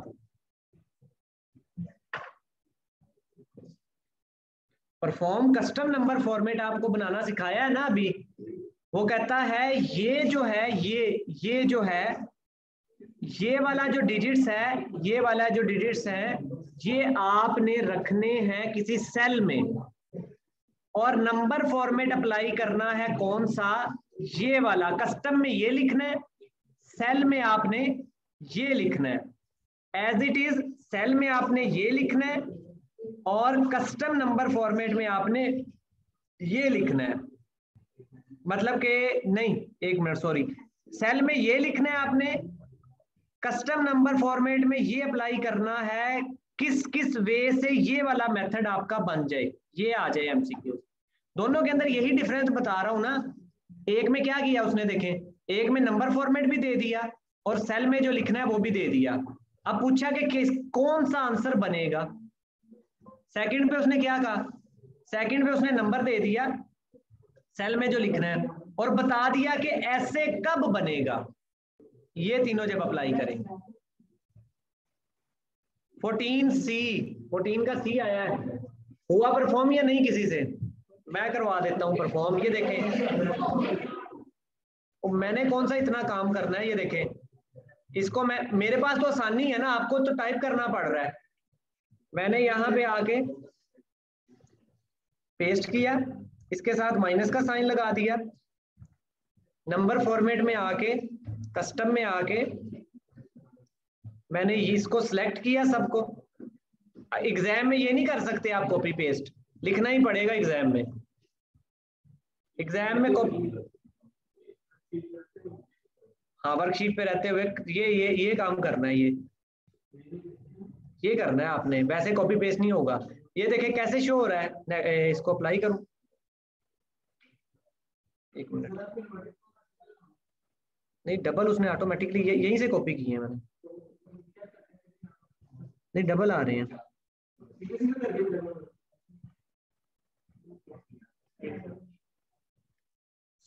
पेज का इतना मसला तो नहीं होता वैसे, एक मिनट,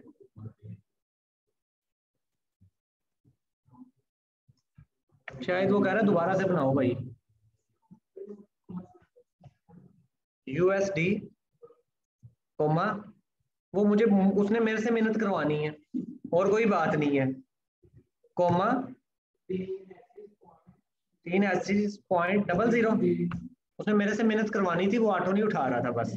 माइनस USD 123,456.90, ये किसमें ऑप्शन आ रहा है? इसी तरह ये परफॉर्म करना है, ये सेल में रखना है आपने, 1 बाय 1 इसको कॉपी पेस्ट करके या आपने लिख के ये देख लेना है कि ये कब बनता है। तो ऑल ऑफ द अबव उसका आंसर था। जरूरी नहीं कि एग्जाम में एज इट इज और आप ऑल ऑफ द अबव लगा के जाएं, एक आधा पॉइंट शायद वो डिफरेंट कर दे आपके लिए, ठीक है? ये चीज समझ आ गई है, इसकी प्रैक्टिस हो गई है।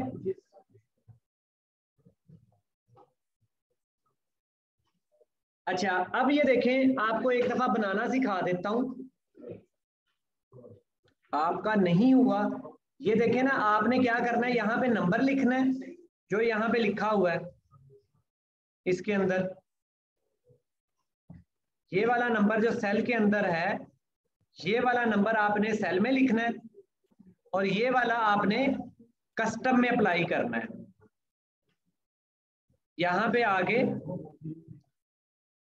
नंबर फॉर्मेट में आके ये कस्टम में आपने अप्लाई करना है, ठीक है? इसको अप्लाई करके आपने ओके की प्रेस करनी है, एज इट इज लिखना है जिस तरह उसने कोटेशन मार्क्स लगाए हैं और ये बाकी कॉमास वगैरह, तो जो आंसर बनेगा आपका आपने वो अप्लाई कर देना है। अच्छा ये देखें अब जरा, पॉजिटिव नेगेटिव और 1 to 5 इसके ऊपर पहले ही मैंने अप्लाई किए हुए हैं।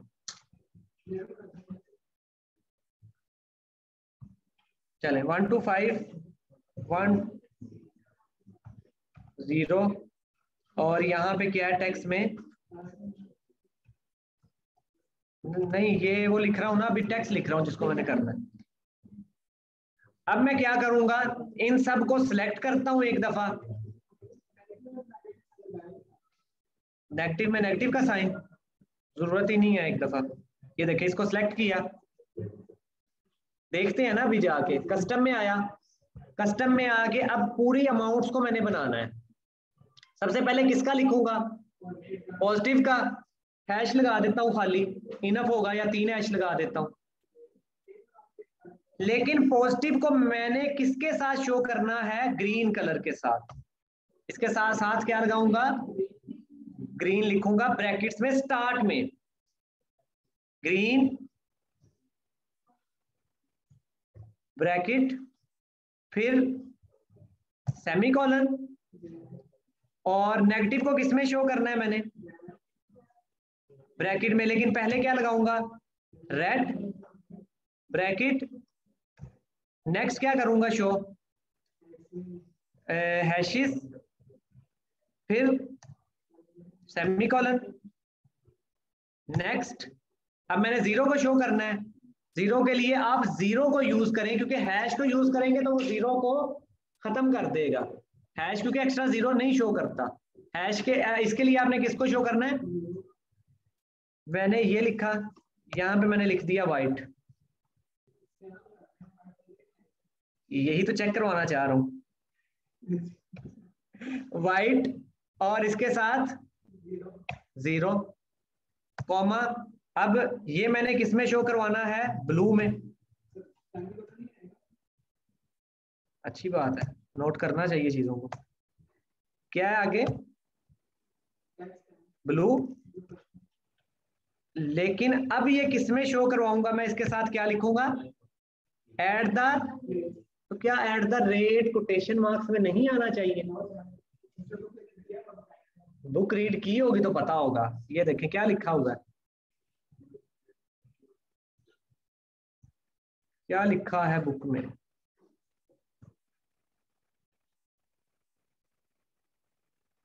क्या लिखा है, ये some characters are display without using quotation marks, dollar और ये, इसमें उसने एट द रेट का जिक्र नहीं किया। हम अप्लाई करके देखते हैं, अप्लाई हो गया। इसके ऊपर व्हाइट लगाया था इसलिए वो बेचारा नजर नहीं आ रहा, इसको मैं चेंज कर देता हूं अभी, इसको मैं कर देता हूं बाय ELL, ऐसे ही होता है स्पेलिंग, ये देखें शो हो रहा है। लेकिन अगर मैं इसी के ऊपर हैश का साइन लगा देता, अगर नेगेटिव के ऊपर अप्लाई नहीं हुआ सही,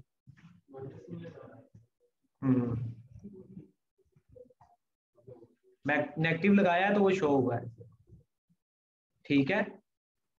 लेकिन अब ये देखें एक और चीज आपको शो करवाने लगा हूं, इन सबको मैंने क्या किया, एक दफा सिलेक्ट किया, नंबर पे गया, कस्टम, लास्ट में जो बनाया वो पड़ा होगा यहाँ पे, ये है, ठीक है। अब मैं सबको खत्म कर रहा हूं, सिर्फ पहले वाला रहने दे रहा हूं। कौन सा, सिर्फ पहले वाला, तो ये सब पे ही अप्लाई होगा।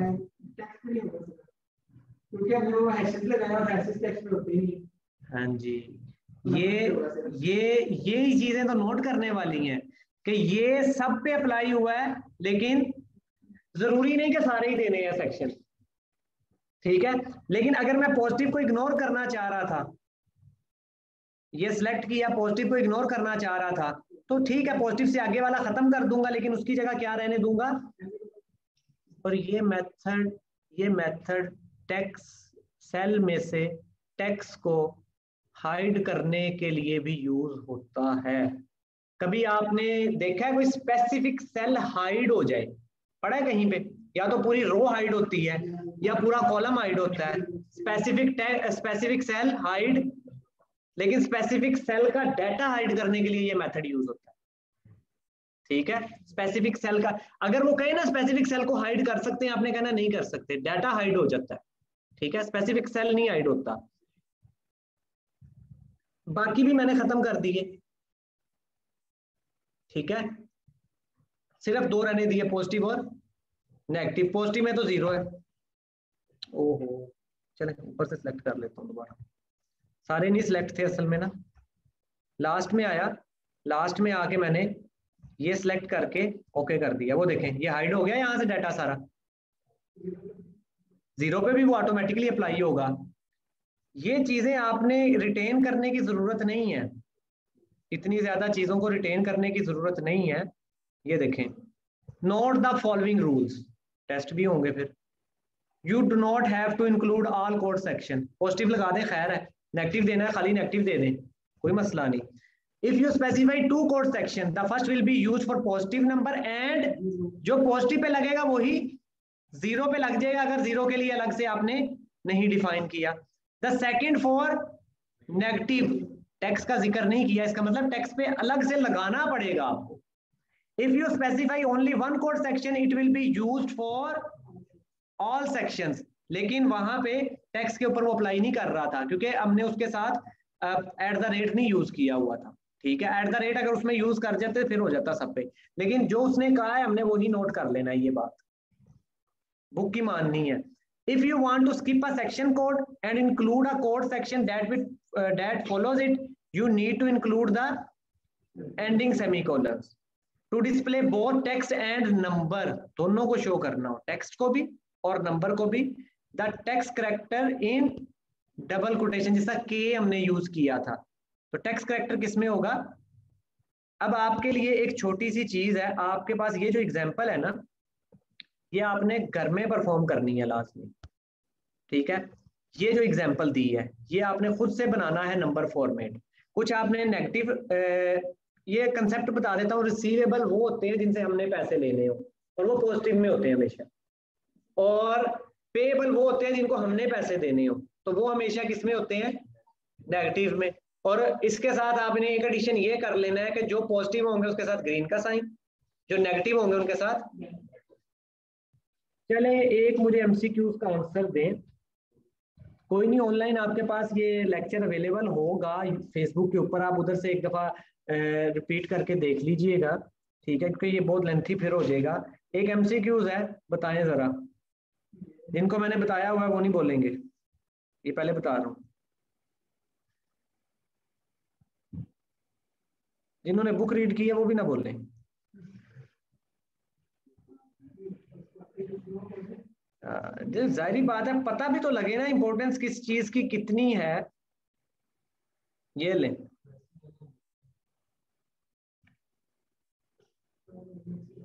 while वर्किंग इन फाइल,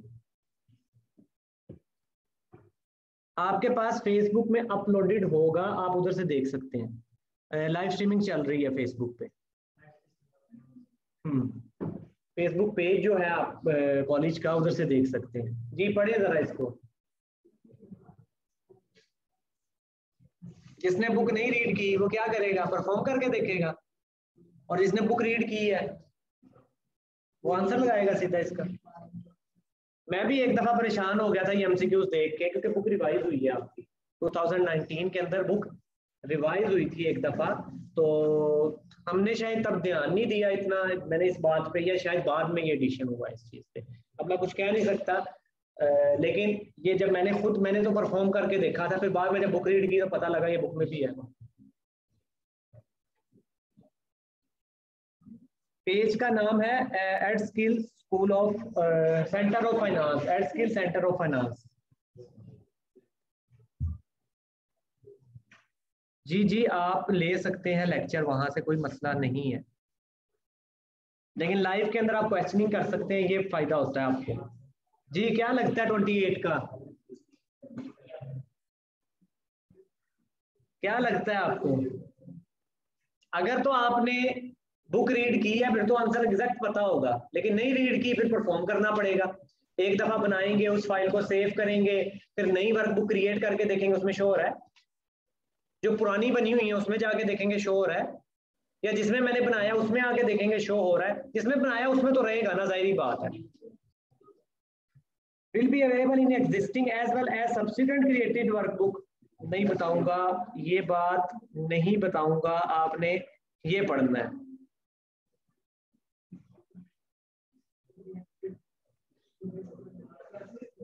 ये आपको लगता है कि मैंने बनाए होंगे ये एमसीक्यूज? जिसकी अपनी इंग्लिश इतनी अच्छी नहीं है वो बना सकता है ऐसे एमसीक्यूज? ये सारे एमसीक्यूज आपके एग्जाम लेवल के हैं, लेकिन ये वो नहीं है कि सारे ही ऐसे आएंगे, ये वो हैं जो थोड़े से अबव होते हैं, इजी, एवरेज और डिफिकल्ट। ये डिफिकल्ट में आ रहे होते हैं, लेकिन आते बुक से ही हैं, बुक से बाहर नहीं आ रहे होते।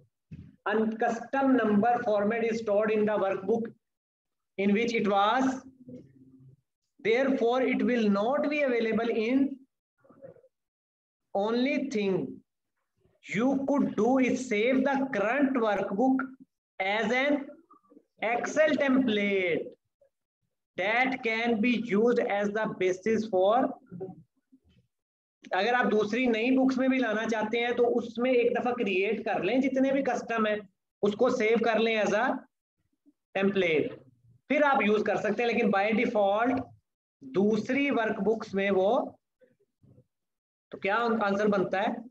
बी।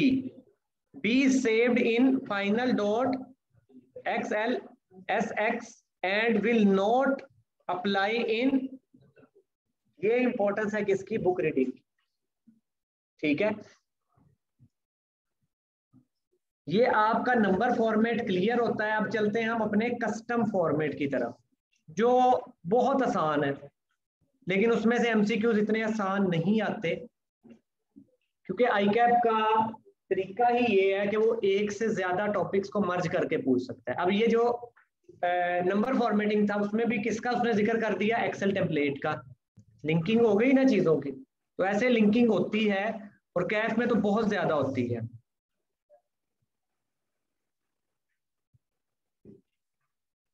डायलॉग बॉक्स में से अगर एक्सेल ओपन करना हो तो क्या लिख के होगा? डायलॉग बॉक्स कौन सा? रन कमांड में से इसकी बात कर रहे हैं, या आप सर्च की बात कर रहे हैं? रन कमांड में से वो आपको पूरा पाथ देना पड़ेगा मेरे ख्याल से। एक्सेल अगर मैं लिखता हूं, मेरा तो नहीं ख्याल कि एक्सेल कर दिया उसने ओपन, ऐप है, एक्सेल लिख के आपने क्लिक किया तो हो गया। वरना अगर कोई स्पेसिफिक फोल्डर खोलना है तो पूरा पाथ देना पड़ता है उसका, सी आगे जिस तरह पूरा पाथ चलता है वो देना पड़ेगा, फिर वो खोलेगा उसको। ठीक है, तो एक्सेल लिख दिया आपने रन में तो वो उसने उसको ओपन कर दिया, लेकिन हर चीज को इस तरह रन नहीं करेगा वो। ठीक है, क्योंकि ये तो एक एप्लीकेशन थी, फंक्शन था, इसलिए कमांड ने उसको देख लिया है। वरना फोल्डर जिस तरह ये है, ये डाटा असाइनमेंट, ये चीजों को नहीं वो ओपन करेगा। अच्छा, अब हम चलते हैं अपना नेक्स्ट किसकी तरफ, कस्टम फॉर्मेट, कस्टम नहीं, कंडीशनल फॉर्मेटिंग।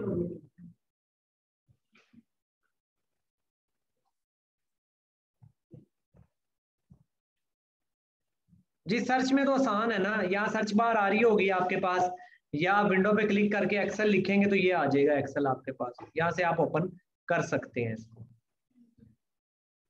कस्टम फॉर्मेटिंग कोई मुश्किल नहीं है, आसान सा है बिल्कुल। इसके अंदर आपने कस्टम अच्छा custom formatting, conditional formatting, sorry conditional formatting आपका जो है, कंडीशनल से क्या वर्ड समझ आता है? कंडीशन, कोई क्राइटेरिया होगा क्या? ये कंडीशनल फॉर्मेटिंग हमारी नंबर फॉर्मेटिंग की तरह नंबर्स को भी चेंज कर देगी या नहीं करेगी? नहीं करेगी। कलर्स वगैरह वो तो जाहिर बात है, फॉर्मेटिंग चेंज होगी सिर्फ, लेकिन वैल्यूज को वो चेंज नहीं करेगा। ये बात याद रखनी है आपने। अच्छा, अब आपके पास क्या है, ये देखें, ये नेम्स थे कुछ, रिमेनिंग अमाउंट्स थी, days granted, days past, remaining days, मतलब अमाउंट दी थी किसी बंदे को कोई पैसे, ये उसने वापस करने हैं। डेज हमने दिए कितने थे, 90, डेज गुजर कितने गए हैं, ये डिफरेंट जिसके जितने डेज गुजर गए हैं। रिमेनिंग डेज किसी के नेगेटिव में चल रहे हैं, मतलब कि ओवर स्टेटेड, मतलब कि बहुत ज्यादा ओवर हो चुके हैं, उन्होंने पैसे नहीं दिए अभी तक। ठीक है, तो आप कंडीशनल फॉर्मेटिंग अप्लाई करके डिफरेंट चीजें सर्च कर सकते हैं। जैसे कंडीशनल फॉर्मेटिंग में आए, हाईलाइट करवा सकते हैं सेल्स को। आप देखना चाहते थे कि 10,000 से ऊपर की अमाउंट किस किस की है, कंडीशनल फॉर्मेटिंग हाईलाइट रूल्स पे जाके ग्रेटर देन पे क्लिक करेंगे, 10,000 लिख देंगे। लेकिन साथ ही आपके पास ऑप्शन किस किस की है,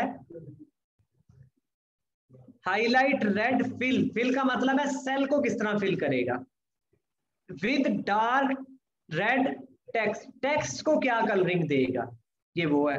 आप अपनी मर्जी की चीजें भी अप्लाई कर सकते हैं, या कस्टम फॉर्मेट में जाके अपना कोई फॉर्मेट भी क्रिएट कर सकते हैं कलरिंग का। ठीक है, ये मैंने अप्लाई किया, अप्लाई हो गया। लेकिन अगर आप दूसरा टेस्ट करना चाहते हैं तो सबसे पहले आपको क्या करना पड़ेगा, पहले को क्लियर करना पड़ेगा, यहां से जाके फिर दूसरा अप्लाई करेंगे, वरना पहले वाला भी लगा रहेगा और दूसरा भी अप्लाई हो जाएगा उसके ऊपर, आपको समझ नहीं आएगी। कंडीशनल फॉर्मेटिंग में greater than, less than, between, equal to, text that contain, ये मैं टेक्स्ट को सिलेक्ट करता हूं, किस पे आता हूं, टेक्स्ट दैट कंटेन पे आता हूं। टेक्स्ट के अंदर जिसमें ए लिखा है उसको हाईलाइट कर देगा, मेरे ख्याल से सब में ये आ रहा है। जिसमें बी लिखा है उसको हाईलाइट करेगा, जिसमें एम लिखा है उसको हाईलाइट करेगा। स्पेसिफिक आप यूज कर सकते हैं टर्म्स वगैरह। ठीक है, तो आप उसको कंडीशनल फॉर्मेटिंग उनके ऊपर भी अप्लाई करवा सकते हैं। या आप करवा सकते हैं क्या, डेट अकरिंग, कि आपके पास डेट्स आ रही हो या डेज आ रहे हो कि इसमें ये डेट कहाँ कहाँ अकर हो रही है, उसके अकॉर्डिंग भी। इसको कोई इतना ज्यादा प्रैक्टिस या समझने की जरूरत नहीं है बहुत ज्यादा, लेकिन ये बिल्कुल बेसिक अप्लाई करवाएगा आपसे। ये क्या है,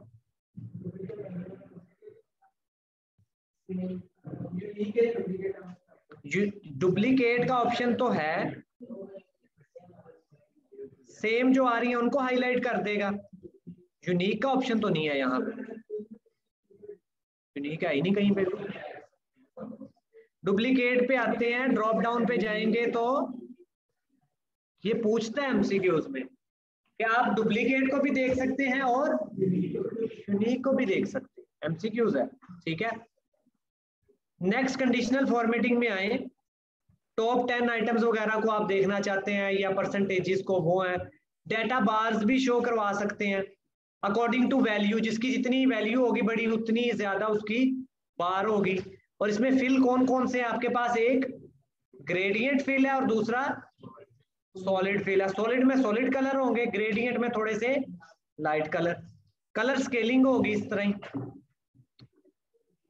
जो पहला नंबर देखें, इसके ऊपर मैंने कर्सर रखा है, जो पहला ग्रीन कलर है वो हाईएस्ट वैल्यू को शो करेगा, येलो कलर मिडिल वैल्यू को, और रेड कलर स्मॉल वैल्यूज को। इसी तरह आइकन से भी आप शो करवा सकते हैं, डिफरेंट आइकन्स लगा सकते हैं डाटा को, ठीक है। अपने रूल्स भी बना सकते हैं, क्लियर रूल्स भी कर सकते हैं, या जो रूल्स आपने लगाए हैं, मैंने बता दिया ये सारा।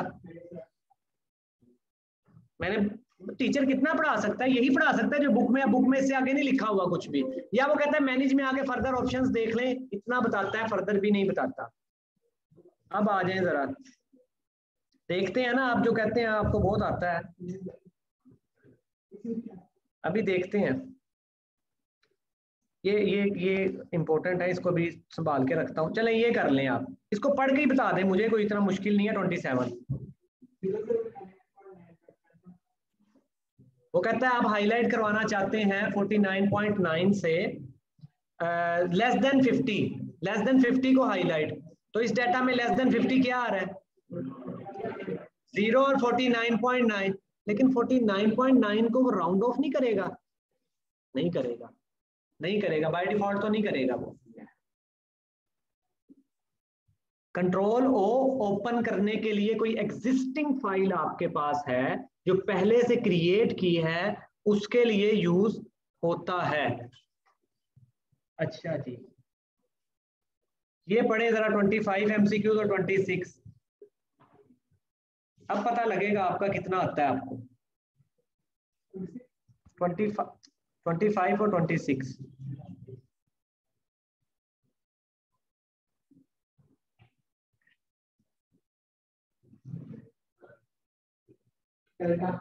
किसका,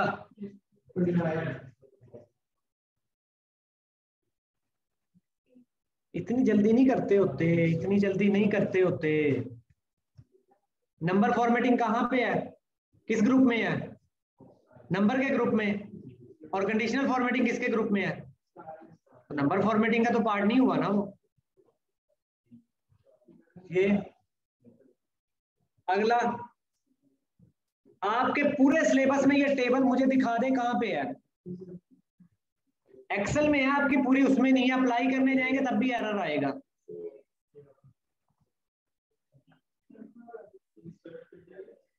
जी जी मैं करवा दूंगा सेंड, बताएं।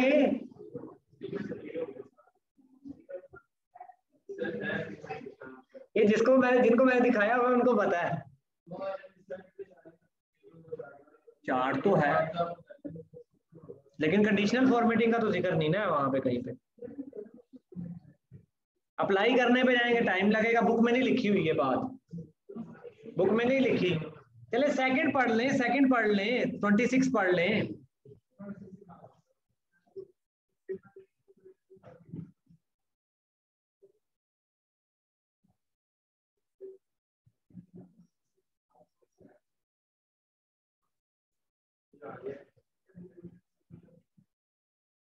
अगर आप दूसरे में अब 26 को कहते हैं कि दूसरा गलत है, दूसरा गलत है, तो फिर ऊपर वाले में आप दूसरे को ठीक कह रहे थे। क्या ऑप्शन है?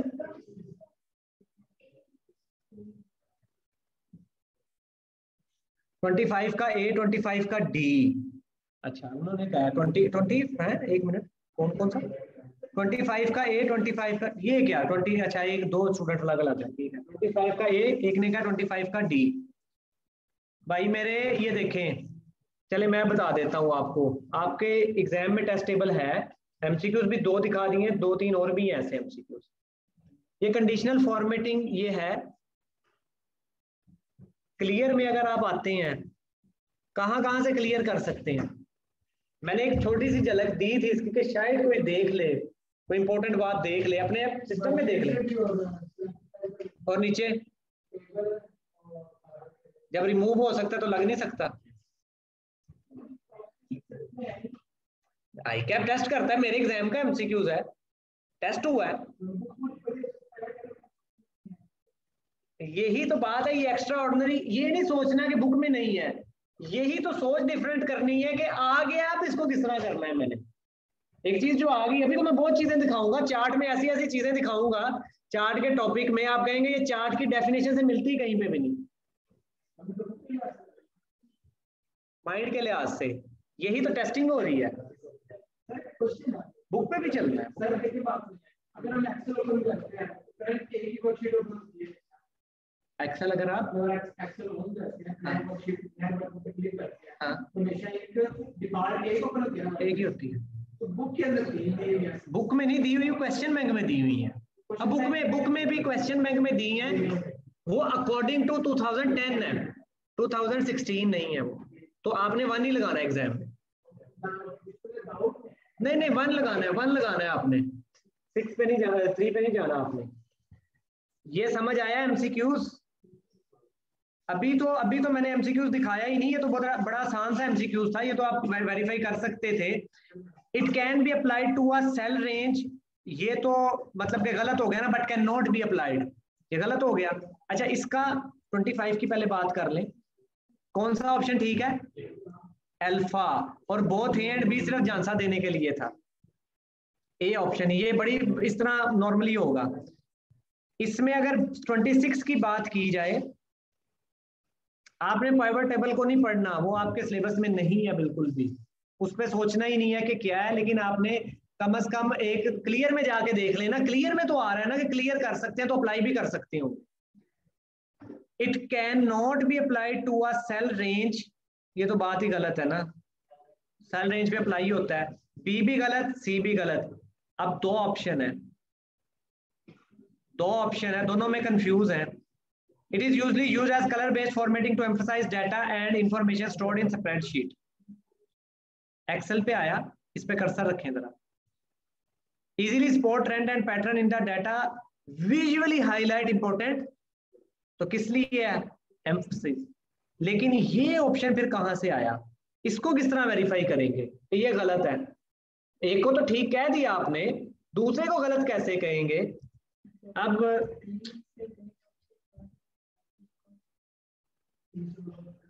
अच्छा एमसीक्यूज है कि रेफरेंसिंग जिन्होंने पढ़ी हुई है सेल की, कि आप दूसरी वर्कबुक का भी रेफरेंस दे सकते हैं, फॉर्मूलाज में आके उधर से वैल्यू वो उठाएगा, इधर ले आएगा, ठीक है। तो क्या आप यहाँ पे कंडीशनल फॉर्मेटिंग लगाएं और दूसरी वर्कबुक्स में ऑटो लगती जाएगी? नहीं लगेगी। लेकिन मैं वहां पे फिर नहीं बात करूंगा, मैं आपको प्रूफ के साथ दिखाऊंगा, ये हेल्प नहीं खुलेगी आपके पास एग्जाम में, ठीक है। ये खुल गई, वो जो ओपन होगी वो मैं बताऊंगा।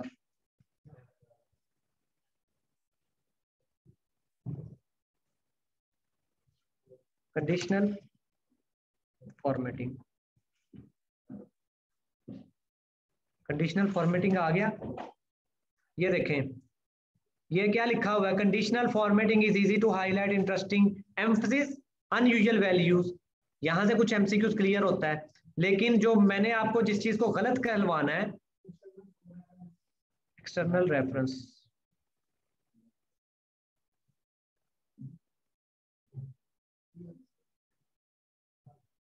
ये क्या लिखा है? You can not use conditional formatting to, लेकिन ये यहां से उठाया गलत, यहां से कह सकते हैं लेकिन ये नहीं खुलेगी वहां। इसलिए सोच का लेवल इतना ऊपर लेके जाना है कि मेरिट के लिए कोशिश करनी है, मेरिट के लिए कोशिश करनी है, तो आप इस लेवल पे हो, चीजों को अंडरस्टैंड कर सकते हो। फिर है अच्छा, इसके बाद आपके पास लास्ट को डिस्कस करते हैं, जो सबसे टफेस्ट एमसीक्यूज मैं समझता हूं,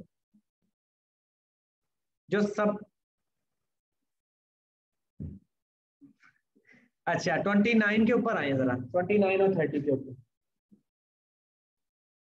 आपने पूरे सिलेबस के अंदर सॉर्टिंग पढ़ी होगी, सिर्फ सॉर्टिंग पढ़ी है डाटा की, A to Z करना, Z to A करना, फिल्टर पढ़ा? कंडीशनल फॉर्मेटिंग में कहीं लिखा है बुक में फिल्ट्रेशन या सॉर्ट? बुक में फिल्टर नहीं लिखा हुआ, कहीं पे भी सॉर्ट लिखा हुआ है सिर्फ। बताएं, ये कहीं पढ़ा है?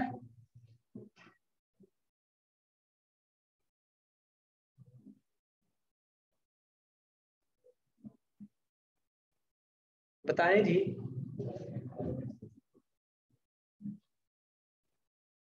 मैंने सिर्फ इसलिए सेशन नहीं रखा कि मैं जिस तरह आपने एग्जाम में पढ़ा है, जिस तरह आपने क्लासेस में पढ़ा है उस तरह पढ़ते जाएं, उसका फायदा कोई नहीं होगा अगर मैं सारा कुछ डिटेल में करवाऊंगा। बात इनकी है, जो एग्जाम में आना है उसके ऊपर डिस्कशन हो, फिर मजा आता है चीजों का। ये एक नहीं, सारे चैप्टर मेरे पास इसी तरह, और हर में अलग अलग चीज है। अभी तो ये आधा चैप्टर भी नहीं कवर हुआ हमारा, फिर और कितनी चीजें देख ली हैं उसको। नहीं हो जाएगा कवर तो ये 7 दिन में भी हो सकता है, लेकिन मैं थोड़ा डिटेल में बता रहा हूँ। आगे जाके चीजें इतनी डिटेल में नहीं है, कस्टम थोड़ा ज्यादा डिटेल में, कस्टम नंबर फॉर्म में डिटेल में समझाया, वरना बाकी चीजें इतनी डिटेल में नहीं है। जी समझ आई बात की या नहीं आई? ये ऊपर से ही गुजरी है।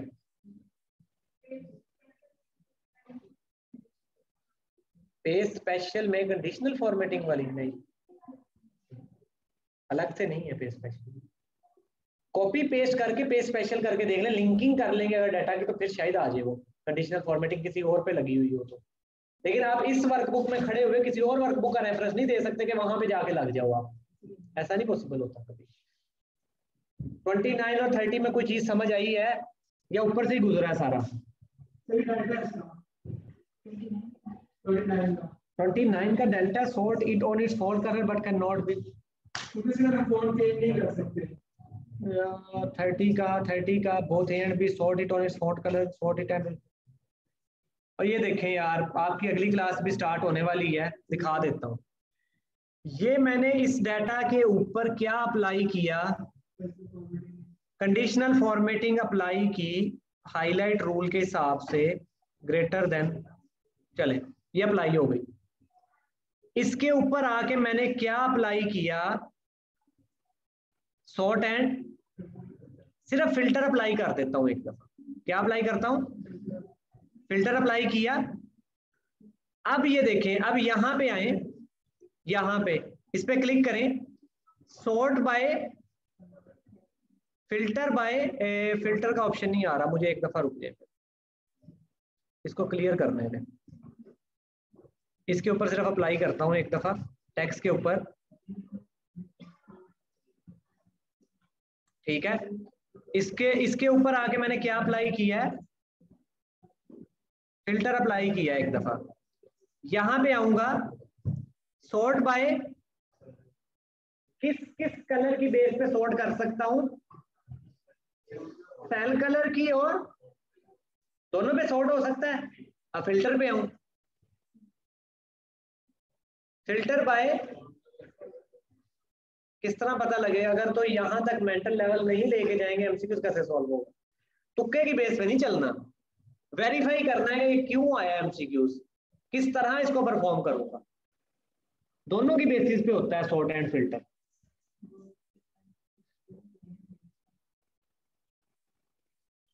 Sort and filter, sort it on it's font colour, sort and filter it's on it's font colour, sort it on it's font colour but can not, ये तो गलत है, sort and filter it on it's font colour. ये फिर सही बनता है, C option. और इसका sort and filter on it's on font colour, sort and filter it on sale colour, दोनों की बेस पे कर सकते हैं, इसका डी। लेकिन हर दफा बोथ ए एंड बी हो जरूरी नहीं। आज का लेक्चर हम एंड करते हैं, कल करेंगे इंशाल्लाह नेक्स्ट। इसी तरह और भी इंपॉर्टेंट मेरे पास सारे एमसीक्यूज हैं। ये पूरी फाइल जो है, बल्कि आज तो नहीं कल से शेयर करूंगा, क्योंकि इसमें अभी कमेंट्स इंसर्ट करना और बाकी चीजें हमारी रहती हैं। चैप्टर 4 और 5 कल एंड करके इसको कल डिस्कस करेंगे हम। ठीक है, आज का लेक्चर हम यहाँ पे ही एंड करते हैं अपना। कोई क्वेश्चन हो किसी का तो वो पूछ सकता है।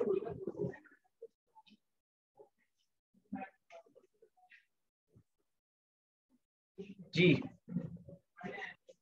सॉल्यूशन भी मैं शेयर कर दूंगा आपके साथ, सॉल्यूशन भी शेयर कर दूंगा, इसका तो नहीं है इतना।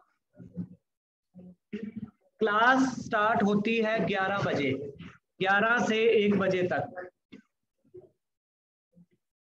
फेसबुक वाला लिंक ग्रुप में आ जाएगा आपके पास, फेसबुक का लिंक आपके पास ग्रुप में आ जाएगा, व्हाट्सएप का ग्रुप है उसमें आ जाएगा आपके पास। कंप्यूटर लैपटॉप भी और कंप्यूटर भी। वैसे तो 15 दिन का प्रोग्राम है।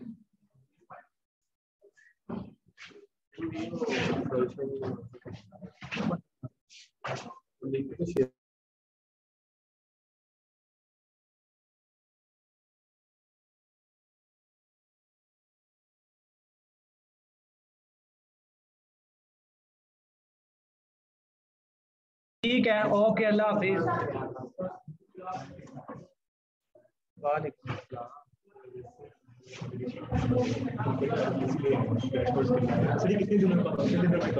15 दिन का वैसे प्रोग्राम रखा है इसका।